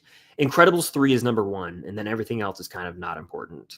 That's the one that needed to be greenlit immediately. Give us the Incredibles trilogy, you cowards. Muffins with a super chat. Brutal one here. Hopper, Dustin, who would you rather die? Same logic I used for the Steve Dustin thing. I think I lean Hopper because we've seen him die, and it already ripped our heart out. So I'm warmed up, I'm primed up for that. Like, I know what it would feel like. It would hurt like hell, but seeing Dustin go would be so crushing. I couldn't live with myself. I don't think it would be too much. So I'm going Hopper if I had to have one die, which is, it sucks, but that's the only way. It's the only way. So brutal questions. You guys are coming in with the super chats with the heat. But I appreciate you guys for sending the super chats.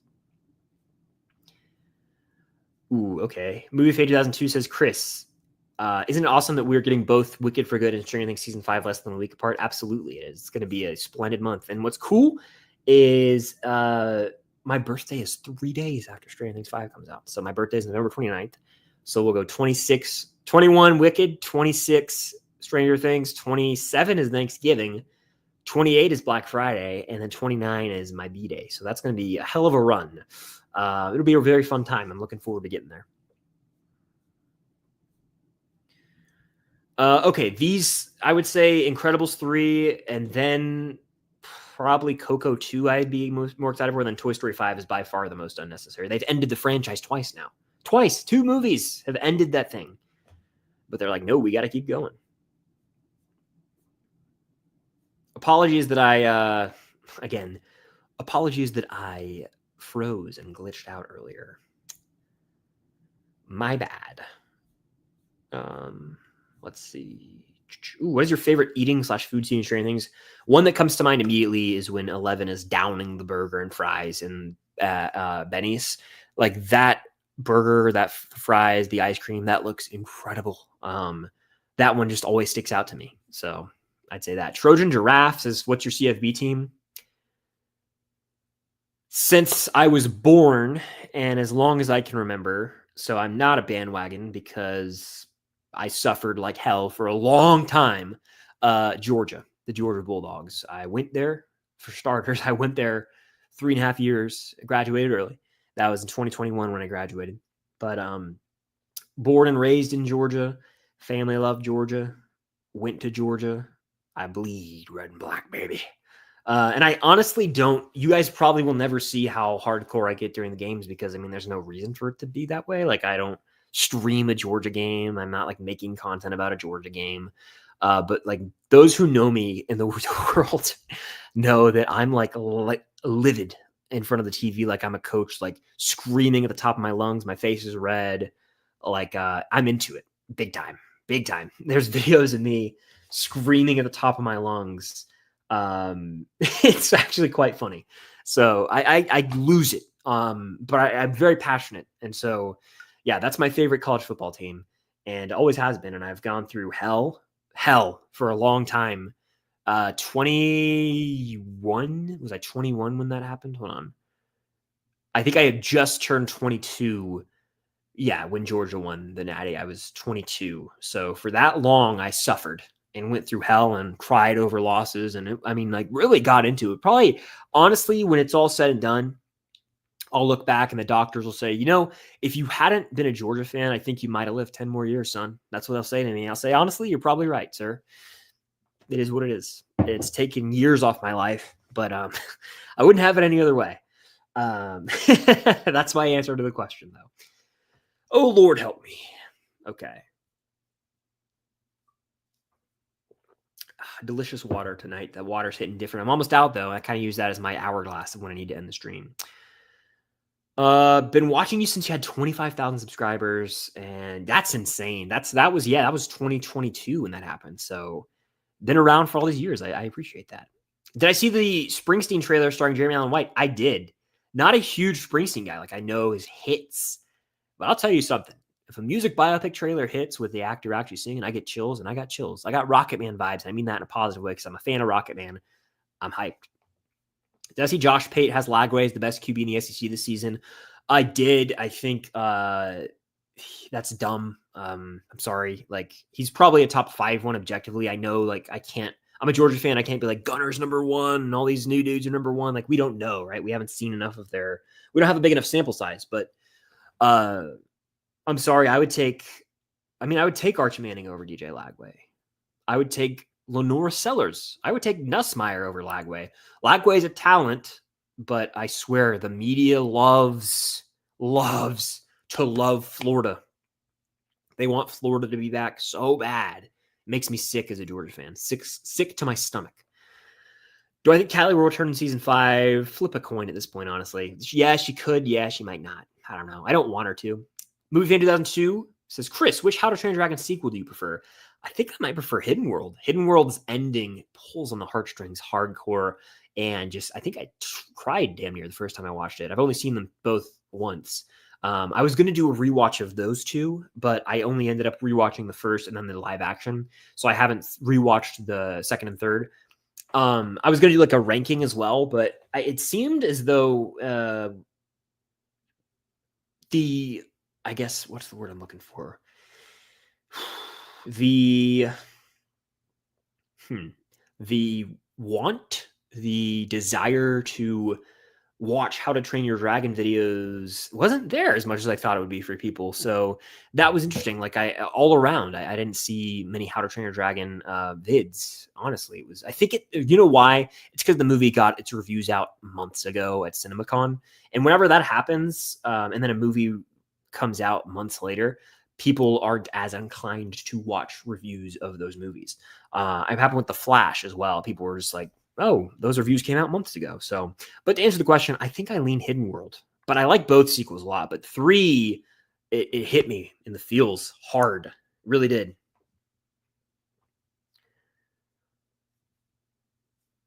Okay. Good evening, Niall. Welcome in. Yeah, I plan to react to every episode of season 5.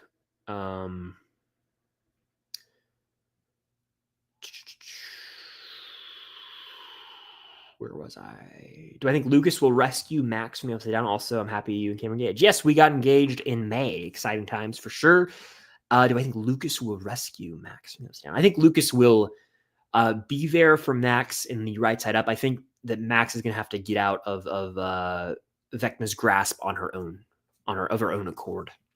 Favorite Bond actor? I'm partial to Daniel Craig. Brittany says, who plays the best Batman? I think Pattinson's up there. I loved his take. It felt so detective Batman to me. It felt so Arkham, the games that I grew up playing and loving. So I really do love that take on Batman.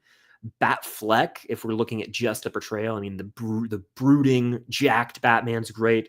One of those two, Bale, though. Bale's in the conversation as well. I'm not a huge Keaton guy. I love Michael Keaton. I think he's a great Bruce Wayne, but as Batman, it's a bit too cartoonish for me.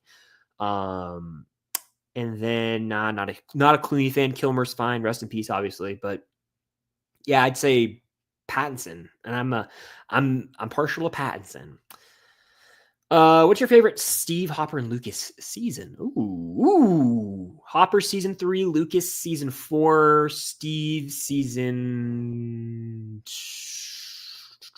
3 as well. But I could have said 2.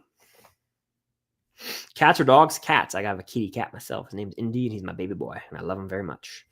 And he's floofy. Ellie was mid. I concur. I agree. It's barely a serviceable movie. It's highly forgettable in my opinion. I have a review that everyone should go check out after this. Please go check it out. But I agree. It's very much an underwhelming film. Do we think Sarah will be spoken on in Training Side? I think there will be a Sarah mention for sure. I think so. We have a super chat from Muffins. Thank you for the super chat. Appreciate that. I salute you. Name off all the main characters you think that will die in season 5. It's so tough on the spot. And like predictions vary from, new piece of news or set photo to trailer, as we get new things, it's constantly evolving. But I believe 11 will die. I believe that Murray will die. And I do believe that Will could potentially die. So those 3 would be ones I would say right now. But if I had to put my money on one, I'd go 11. I think 11 is a goner. And that sucks. It does. But I'm kind of riding that because that's what I've kind of predicted for a bit now. And so I'm going to say that I think she's going to be the one to go, unfortunately, which I don't want to happen. I don't want to see her die. But if someone has to, that's my prediction. 11 will be the one to go. So to answer this, would 11 die? I think she might. It'd be very, very sad to see, but I think she might be the one to go, which sucks to say, guys. I don't want it to be the case, but yeah. Just a response to Meters reviews. A lot of general audiences are calling it underwhelming. Actually, yeah, I kind of pinned that too. I think the audience score is going to be pretty low for 28 Years Later. My review will not be positive. That's going to come out tomorrow or Friday, but my review is not positive. So yeah. Gabe says, my favorite Stranger Things theorist. What do you think is the most believable theory you've heard so far? I love the theory about, I'm really starting to buy into the theory about the dragon, Will's painting coming to life. I dig that one. I think that it's just fun. I also think Nancy's vision coming true is pretty much probably going to happen, right? There's so many. The theory that I think will 100% be true, I first heard it from my girlfriend Cam, fiance now. I got to get better at that. I'm so used to saying my girlfriend Cam in videos. Like, it's not a problem in the real world, but in videos, I'm like, my girlfriend Cam, fiance. Anyway, Max will be a vessel for Vecna. That's one that I'm pretty confident in. Ryan says, hey, when's the next con you will be at? And what is some advice for someone going to the first con? Love the Gustavo Fring profile picture, by the way. The next con I'm going to is next month. Atlanta Comic-Con, I'll be there. It's July 18th through the 20th. I'll be there at least one day, potentially 2. I may actually end up going Sunday afternoon. We'll see. But who knows? I'm going to be there Friday, I believe, is the plan. I got a media pass, so I have access to go all 3 days. I will not be going all 3 days because I don't need to go all 3 days. But my buddy will actually be there with me. Starcourt, he'll be there with me. And Cam will be there as well. And we will be at, I would probably have to say that Friday, which is July 18th, we will be there. If I had to bet. I think that makes the most sense. Or is the Saturday? TBD. One of the 2 days I'll be there. One of the 3 days, sorry, I'll be there. But Atlanta Comic-Con. And it'll also, if you guys are there, come say hello if you see me. But for going to your first con, the advice I have is to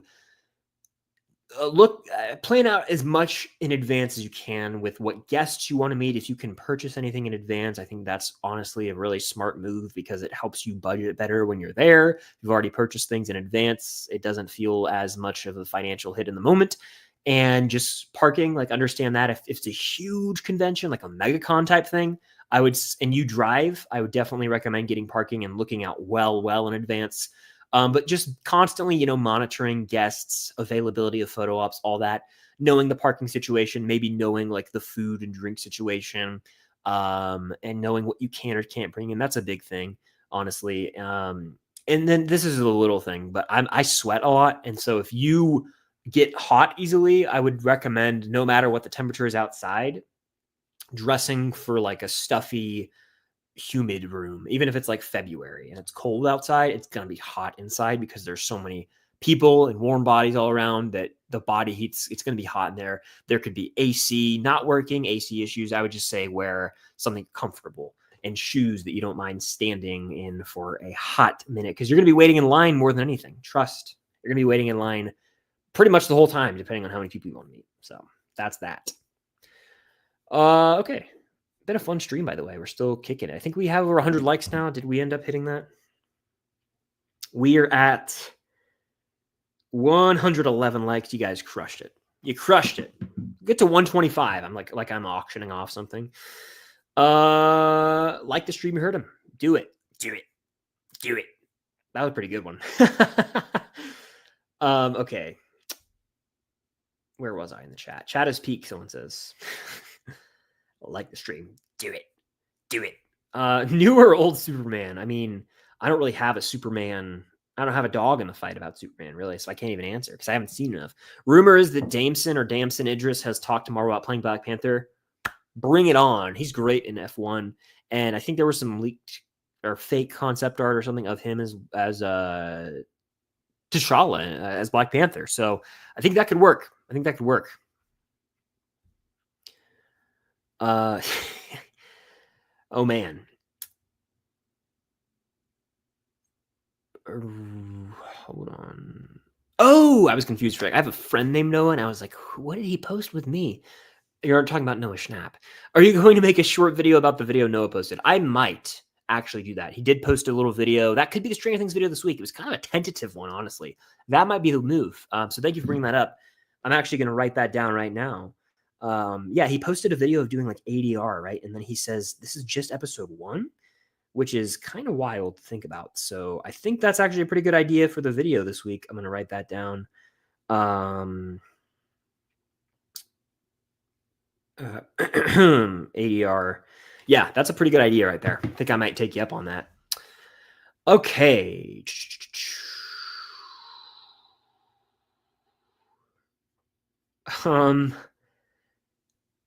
I can't answer this question, honestly, because I've already seen the movie. But I didn't know that they even had a cast list out for Bone Temple. I think that's what it's called, right? Yeah.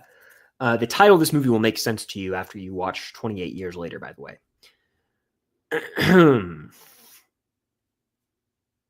Trojan Giraffe's a little flirtatious on this stream, aren't they? Let's see. Feige confirmed F4 leads into Doomsday. Hell yeah. It needs to, because it's the last MCU movie before. Isn't that crazy? Or wait, hold on. No, I have to remind myself. Doomsday has been pushed to Christmas 2026, right?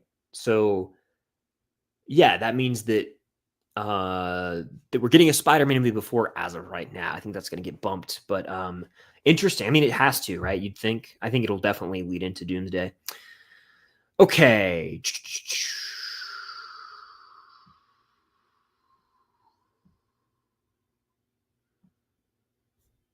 Badlands in November. Yeah, November's a stacked month, honestly.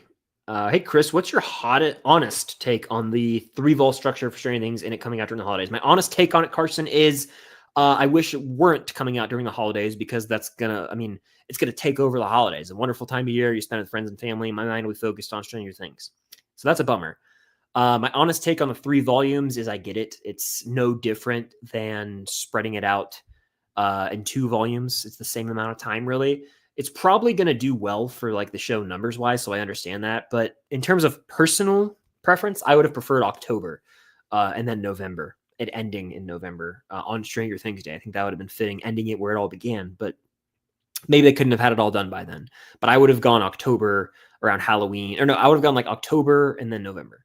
So yeah, that's my honest take. I wish it weren't coming out around the holidays because it's just going to take over the holidays, but that's life. That's life. So we only get one Stranger Things, and this is the end of it all. So that's going to really be an important part of the year. I had a dream. I've had dreams about watching Stranger Things as well. Brittany says my birthday is November 5th. Oh, so close. So close to being on Stranger Things Day. That'd be iconic. My birthday is November 27th. There you go. 2 days apart. Yeah, that's wild. That's nuts. I have a friend who was born on no, actually, I don't even know what I'm talking about. I thought November 28th, but that's not anyone that I actually know. Wait, hold on. I think Sean Chandler's birthday is actually November 28th. I think I remember finding that out recently. Shout out Sean, by the way.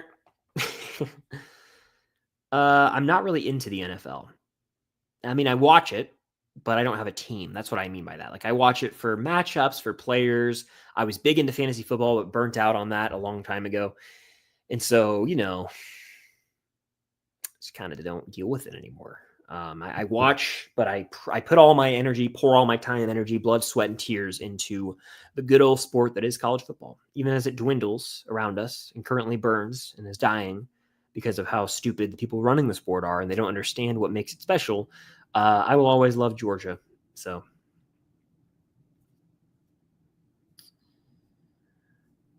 we'll probably end relatively soon because it's been an hour and a half and I got to do a couple other things. Have I played any Super Mario games? Super Mario Bros. I played I played Smash a lot growing up.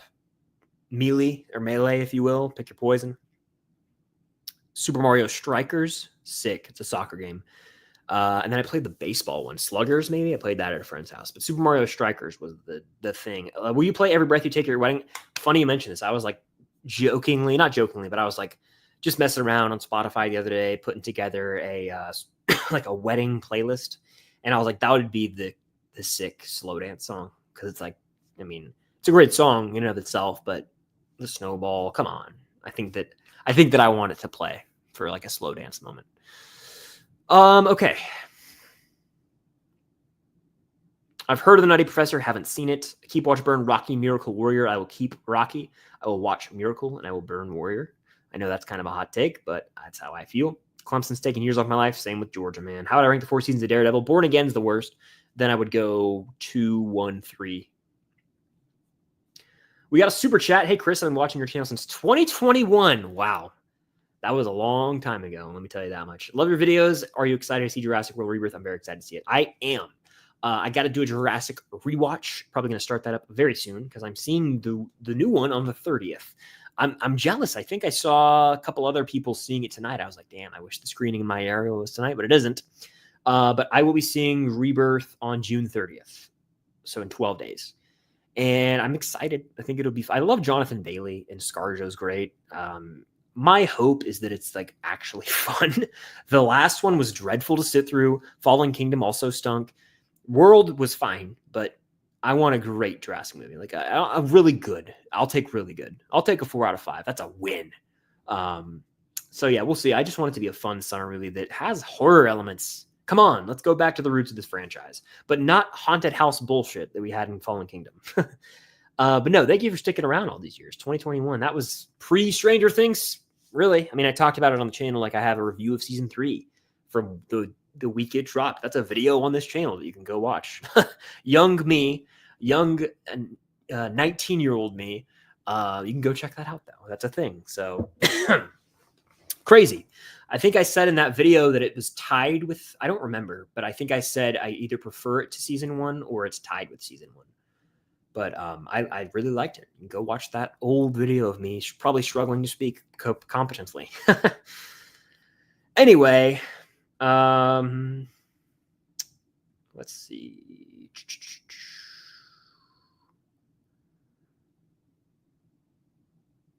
I'm trying to find something in the chat here. Ooh, Outer Banks season 5 thoughts, predictions. I don't have many right now, but I do know that what's it called? The freaking the set. I've seen set pics at least recently because they started filming again in Charleston. So I've seen like pictures about that on TikTok as of late. Which is exciting. I'm ready. You already know I'm ready. UT owns y'all at Starcourt Food Court. Hook 'em. I know we're not talking about Georgia, right? Oh, brother. Oh, man. I'm assuming you're talking about Clemson, right, in the playoff game. But Georgia owns Texas, guys. It's like a fact. It's a fact. Come on now. Sorry to ruffle feathers. Did I see there was a new James Bond video game in the works? I did. Pretty cool stuff. I'm not a diehard James Bond fan, but that's still pretty cool. Pretty cool. I'm more of a dog person, but I do like cats. Yeah, I don't hate dogs, but I've always just been more of a cat person as of late. I've been turned into one over the years. If I had to pick one villain for the Batman Part 2 to pick Mr. Freeze or the Court of Owls, I'd go... I kind of want to see Mr. Freeze, but I don't know if it would work tonally. Don't know. Do you think Florida beats Georgia if Lagway didn't get injured? Beck stunk it up that game. We'll never know. Who knows? No, I don't honestly, because I mean, we got it together offensively when it mattered the most in the end. And so, yeah, Beck stunk. He stunk all season, in my opinion. But say, like, there's so many things, right? Like, say Lagway doesn't get hurt, but then what if Beck gets hurt and Gunnar comes in? That changes the whole game. Like, the whole injury thing's always fascinating me because it's like, well, if it reminds me of like Back to the Future. Like if you change one little thing, it could have this whole other outcome where like, say Lagway doesn't get hurt, but then say that results in Beck getting hurt. Gunner comes in. Like so many different things. Or Lagway could have not gotten hurt there, but gotten hurt elsewhere. It's a big what if game. Beck did stink that game though. The worst Carson Beck performance I've ever seen. He did stink a lot last year though. I've never seen Panic. I've not seen Bring Her Back, but my bro Jacob Stockhart Food Court seen the film. He quite liked it. I have a cat named Indy. He's my baby boy. The Russian locations. I won't go there, but the other U.S. locations I will be trying to go to. Am I going to vlog at a con? Potentially. Potentially going to vlog Atlanta Comic-Con. Up in the air on that right now. Chris, who's winning the SEC this year? Definitely not Georgia with no quarterback. I got my Longhorns. Yeah, we'll see. I mean, that no quarterback's the one that came in and beat Texas in the SEC title last year. So that's an interesting take. Yeah, he got his block knocked off and didn't even fumble the football. What a guy. I think that with Texas coming to Athens, I'm like the least afraid I've been of our three matchups because Georgia beat them in a neutral site and in Austin when like Celebrity Row was out and, McConaughey and Powell basically were just smoking cigars with their cowboy hats, acting like the game was over before it even started. And then they got destroyed essentially. I mean, it was 30-15. It was destruction. Let's call it what it is.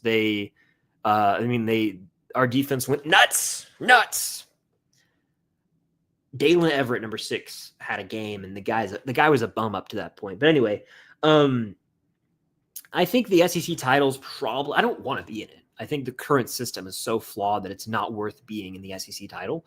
No one in a conference – I mean, last year Ohio State missed the Big Ten title, and it helped them in the long run. I think the bye is actually a flaw, which I don't want the bye. And that sounds crazy to say because you're like rooting against your team, but – we have to adapt to a new mindset with the sport.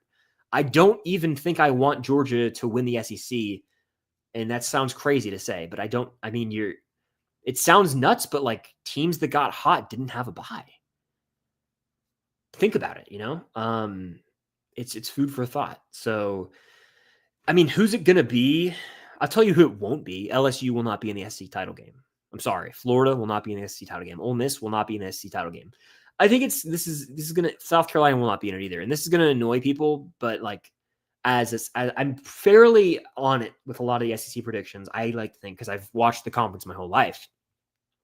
It's between 3 teams, and I think it'll be and people won't want to hear this, but you can't take down Alabama that easy. And I know I hate their guts too. Trust me, but I think they're in the mix. They were in the mix last year.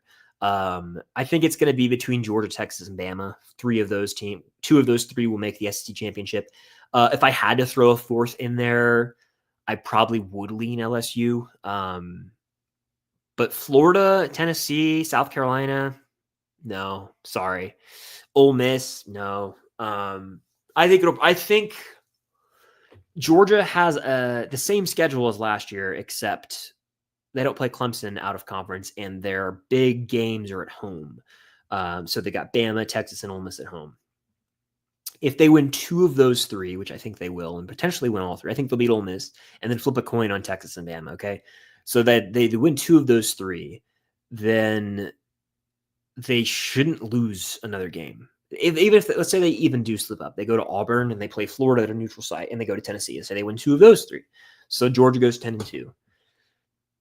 Last year, 10-2 got them into the conference title, and they won. So I'm like, I used 10-2 used to be disgraceful to me. I'd be like, I'm sick. I hate this.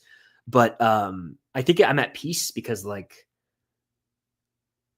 9-3 could get you in. Like a 9-3 team almost made it last year, especially if you play a tough schedule. So I don't think that Texas is going to win the SEC. I know that that's the hype train, but that was the hype train last year, and somehow they were favored to beat us. Georgia won. They were favored to beat Georgia again. Georgia won with Carson Beck getting injured. And if they would have played a third time, Georgia probably would have won again. So we'll see. We shall see. You should be a Saints fan. It's all sunshine and rainbows. Oh, man. Yeah, I'm also kind of like, I wish that the character was alive. But there was some behind-the-scenes beef. For sure. You should play the Cap and Peggy song from the end of Endgame at your wedding. They play that at Disney a lot too, surprisingly. If you go to Hollywood Studios, you'll hear it. Favorite Joseph Quinn movie? I would go with, I hope it's Fantastic Four after I see that. I hope I can say that. I liked Quiet Place Day 1 more than Gladiator 2. So I would go Quiet Place Day 1. I might be forgetting something, but I would go Quiet Place Day 1.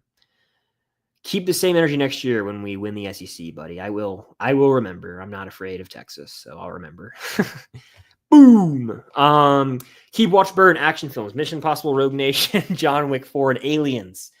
Ooh, man. You've put me in a tough spot. I would say that's a damn difficult question to answer. Because the most rewatch... I have a cop-out. I'm going to burn, and this is seriously a cop-out. I'm not kidding. I'm going to burn Rogue Nation. I love that movie. It's my second favorite Mission Impossible movie, but I have Fallout, and the franchise has enough consistently great movies that I can make up for missing the one, okay? So I'm going to burn that, even though I love it. I'm going to watch John Wick 4. It's a very long movie, but I got to experience it once. Aliens, I'm going to keep. That movie's grown on me a lot. Steve or Eddie here? Steve Harrington. Have you seen the video of Millie? I'm sure you all have. You know what I'm referring to. But Steve. Let's see. Damn. Texas. The Celebrity Row. I mean, am I wrong? Malev might break up. Blue meets yellow in the West. We'll see. We shall see. Who's your early season 5 MVP prediction? I'm going with Mike. Mike could definitely be in the conversation. He could definitely be in the conversation. Shoot. That's tough, though. You know, I'm going to go with an MVP, someone who's going to steal the show. It could be Will. It could be Mike. I think I'll go with Will or Mike as well. Like someone who comes out of, I'm going to go with Mike as well, as kind of as cop out of an answer as that is. I'll go with Mike as well. Valid, man. I feel that. If I had 24 hours in Hawkins, what would I do? I would go, and this is like peak Hawkins, meaning it's everything's, Starcourt's up and running. I'm going to see a movie there. I'm going to get some snacks there. I'm going to hit the arcade. So I'm actually going to do a morning movie because I love those. So I'm going to do that. Then I'm going to go to the arcade, hang out for a bit, have some lunch, maybe at, Benny's, assuming it's open. I will then go and I will maybe head out to Lover's Lake, go for a swim, maybe, get some sun. I will rent a movie from Family Video. That's tough. Maybe go back and get some Scoops Ahoy ice cream. And then, walk around downtown, Melvault, all that stuff. And ultimately stay away from Hawkins Lab. Maybe ride some bikes around the neighborhood. Shoot some hoops at Hawkins High. Get into it all. It'd be a fun day for sure. And then go up on the hilltop and use Cerebro. There you go. Do I think Mike will end up with L or Will? I think he's going to end up with 11 or no one. I think they've been setting up 11 from the jump. If you go back and watch the first episode, the end, it's like they are the ones who lock eyes first. And even in episode 2, they're setting that relationship up. So we shall see.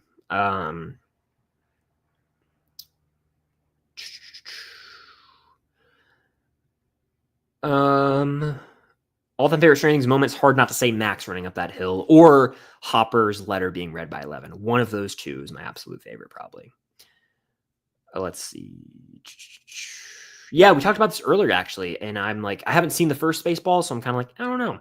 Carson says, finished the first Last of Us game and just brought the second one pumped. Enjoy. If you know nothing, I won't say anything. Just enjoy. I hope you can. I hope you do. Enjoy the game, my friend. I like the second game, but I like the first game more.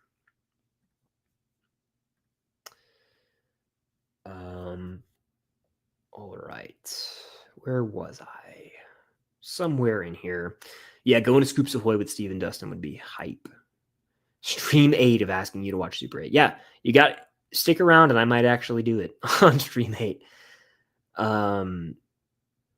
The ref call and fans throwing stuff was the most mad I've ever seen you ever text. I was dying laughing. Yeah, I was irate watching that go down. The Georgia-Texas game in the regular season last year. That was the night of day 1 of the Upside Down Con. I was there all day. I had my Hawkins High shirt on. Drove back like 15 minutes before kickoff. I made it because it's a pretty far drive from here, like an hour 15. I got some Zaxby's, and like I came back, I turned on the pregame, and like they were warming up, and like Fowler and Herbstreit on the call, and I was like fired up watching that game, dude. Oh, that was a great day. One of the best days of last year, probably. Keep Watchbird, Guardians 1, Deadpool 1, Avengers 1. I'm gonna keep Guardians 1. I think it's the best of those three, and it's the one I go to. Maybe it's not the most rewatchable, but I think it's the best. Obviously, actually, I'm gonna take that back. I think Avengers 1, based on rewatchability, I keep because I can go back to that the most. Watch Guardians, burn Deadpool, which I love all three, but one of them's got to go. Nick says, love the channel. Well, thank you, Nick. I appreciate that. Do I still think Jurassic World Rebirth will win the summer box office? I kind of do. Unless we have to factor in Lilo and Stitch, actually, Nick. So let's take that into account. That movie's already at what? Let's look it up.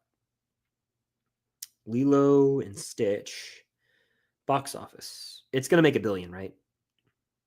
According to Box Office Mojo, it currently sits at 864. You can book it. That's going to make $1 billion. I'm almost inclined to say that's going to win the summer.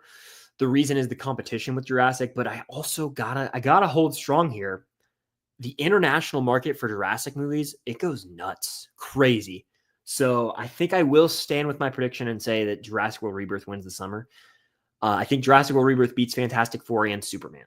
I know there's some early buzz for Superman at the box office, but I got to see it to believe it. I got to. Not trying to be a hater on Superman, but I got to see that to believe it. And the longevity of it in the box office. It could have a monster opening weekend like BVS did and then fall off. So we'll see. But I'm riding with Jurassic mainly because of the overseas numbers.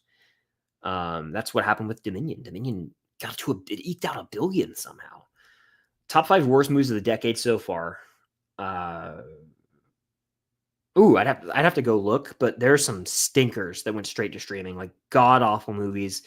Top 5 worst movies of the decade. I'd say Madam Web is one of those. Uglies is a Netflix original, terrible. Hot Frosty. I'd argue Borderlands. I would argue any of the After movies that came out. If you know it, if you know, you know.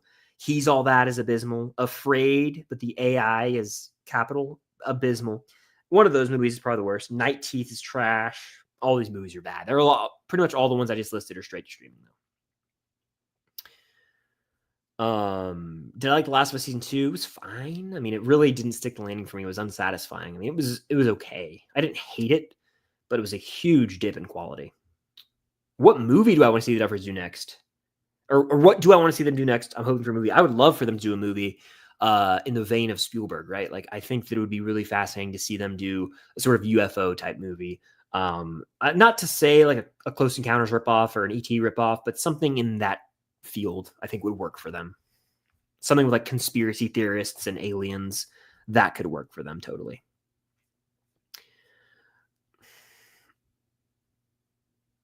If you've never seen it, Jackson, just get ready for the ride. Enjoy it all and soak it in because it's going to be one hell of a ride for you for sure. And I think you'll have a great time. It's a fantastic show, in my opinion. Superman box office predictions. Total, worldwide total. Let me double check something. I always reference Man of Steel, and I need to make sure that I'm referencing correctly. Man of Steel made $670 million worldwide. So I'm going to say Superman updated. I'm a little more positive on it now, making a little more than I initially anticipated. I'm going to say Superman does $780 million worldwide. That's my prediction right now. I'll lock in a final one as we get closer. 780 is pretty damn good. For reference, I think Dune Part 2 did like 710 or 720. Wicked did more. Wicked did like what, 750 it looks like. Wicked did 756. So it would outgross those. But I think the ceiling for it is 800. The absolute ceiling to me is 850.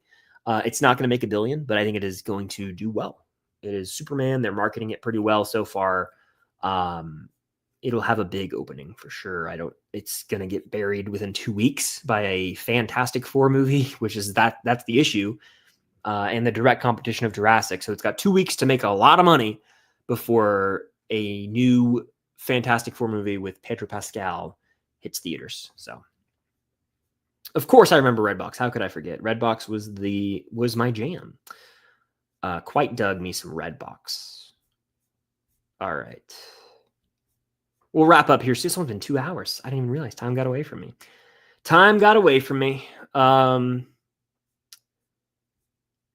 But it was a real fun stream. We'll wrap up here shortly. Top 3 shows of the year so far: Severance Season 2, The Studio Season 1, and let me see. I have a list. Those 2 for sure, though. TV. I have it in my notes. I would go with The Studio, Severance Season 2, and Daredevil Born Again, I guess. Yeah, I guess that would be my answer. If you could ask one question of the Duffer Brothers they have to answer yes or no to, what would it be? So, like, I don't know if I'd want to get spoiled for something, you know? I don't know. Like, I don't know.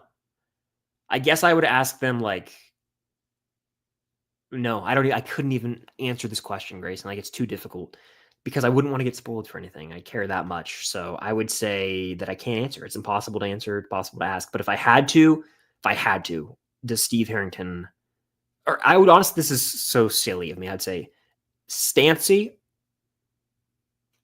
or Jancy. And they would just say, they wouldn't even say yes or no. They would say the answer. And that would be that.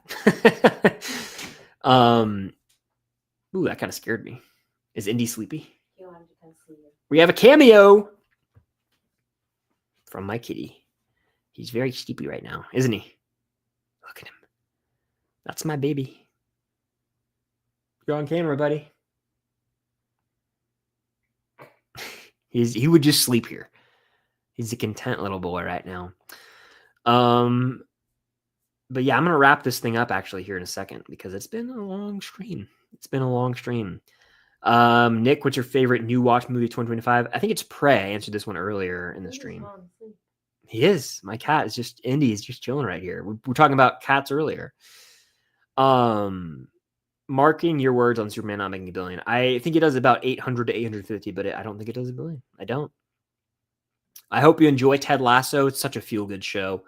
Apple TV Plus has some fantastic original shows. He's such a good boy right now. He said, how did I get in here? Someone said, Indy Cam, cat cameo. Let's go, kitty. He just said, how did I get in here? He's a good boy. We love him. Only real ones know the Indy lore. He's a celebrity. Love you, buddy. That's my baby. That's my baby. He's purring. He's purring hard. He's very happy to be here. We love you, Indy. The chat loves you, buddy. You guys can't hear him purring, but he's purring hard right now. He's very happy. Good boy, buddy. What a guy. What a kitten. On that note, I think that's probably, I'll do a quick speed round and we'll wrap it. I love Indy too. He's the man. I will draw Defoe's Goblin. Tag me when you do, please. I would love to see that. Any plan to see Materialists? I'm hoping to see it potentially tomorrow or Friday, but we shall see. I'm always kind of spontaneous with when I want to go to the movies in my leisurely free time. But yeah, we love Indy as well. Indy's the man. I think that'll do it. That'll end the stream. I got my Steve shirt on, by the way. Always the babysitter. But that was a fun one. Went for like 2 hours. Lots of engagement. I apologize for the Wi-Fi cutting out at one point. My bad. But thank you guys if you were in here and you sent a comment, sent a question, hit the like button. If you sent a super chat, any of that, it truly does mean the world. I appreciate it greatly. And that was a fun stream. So yeah, I see you next week. Potentially. I'll keep you guys updated, maybe on Patreon and then on the main channel as well. But great stream. Thank you guys so much for tuning in. If you watched on the replay, thank you for being here. But I'm going to call the night. I think that was it. Go check out my LA review. Everyone in here, if you want more, go watch the LA review. Go comment that, you came from the stream, and I'll respond to that comment and be like, we'll talk for a bit over there. But go hit the like button on the LA stream. Truly does mean a lot. But that does it. That's really all I got to say. I got some more videos coming soon. Pixar, Stranger Things, all that jazz. Another movie review, I believe, for 28 years later. So lots to look forward to. But go watch the LA review. And until then, I see you guys, I guess, later. Or should I say, on the other side of the upside down.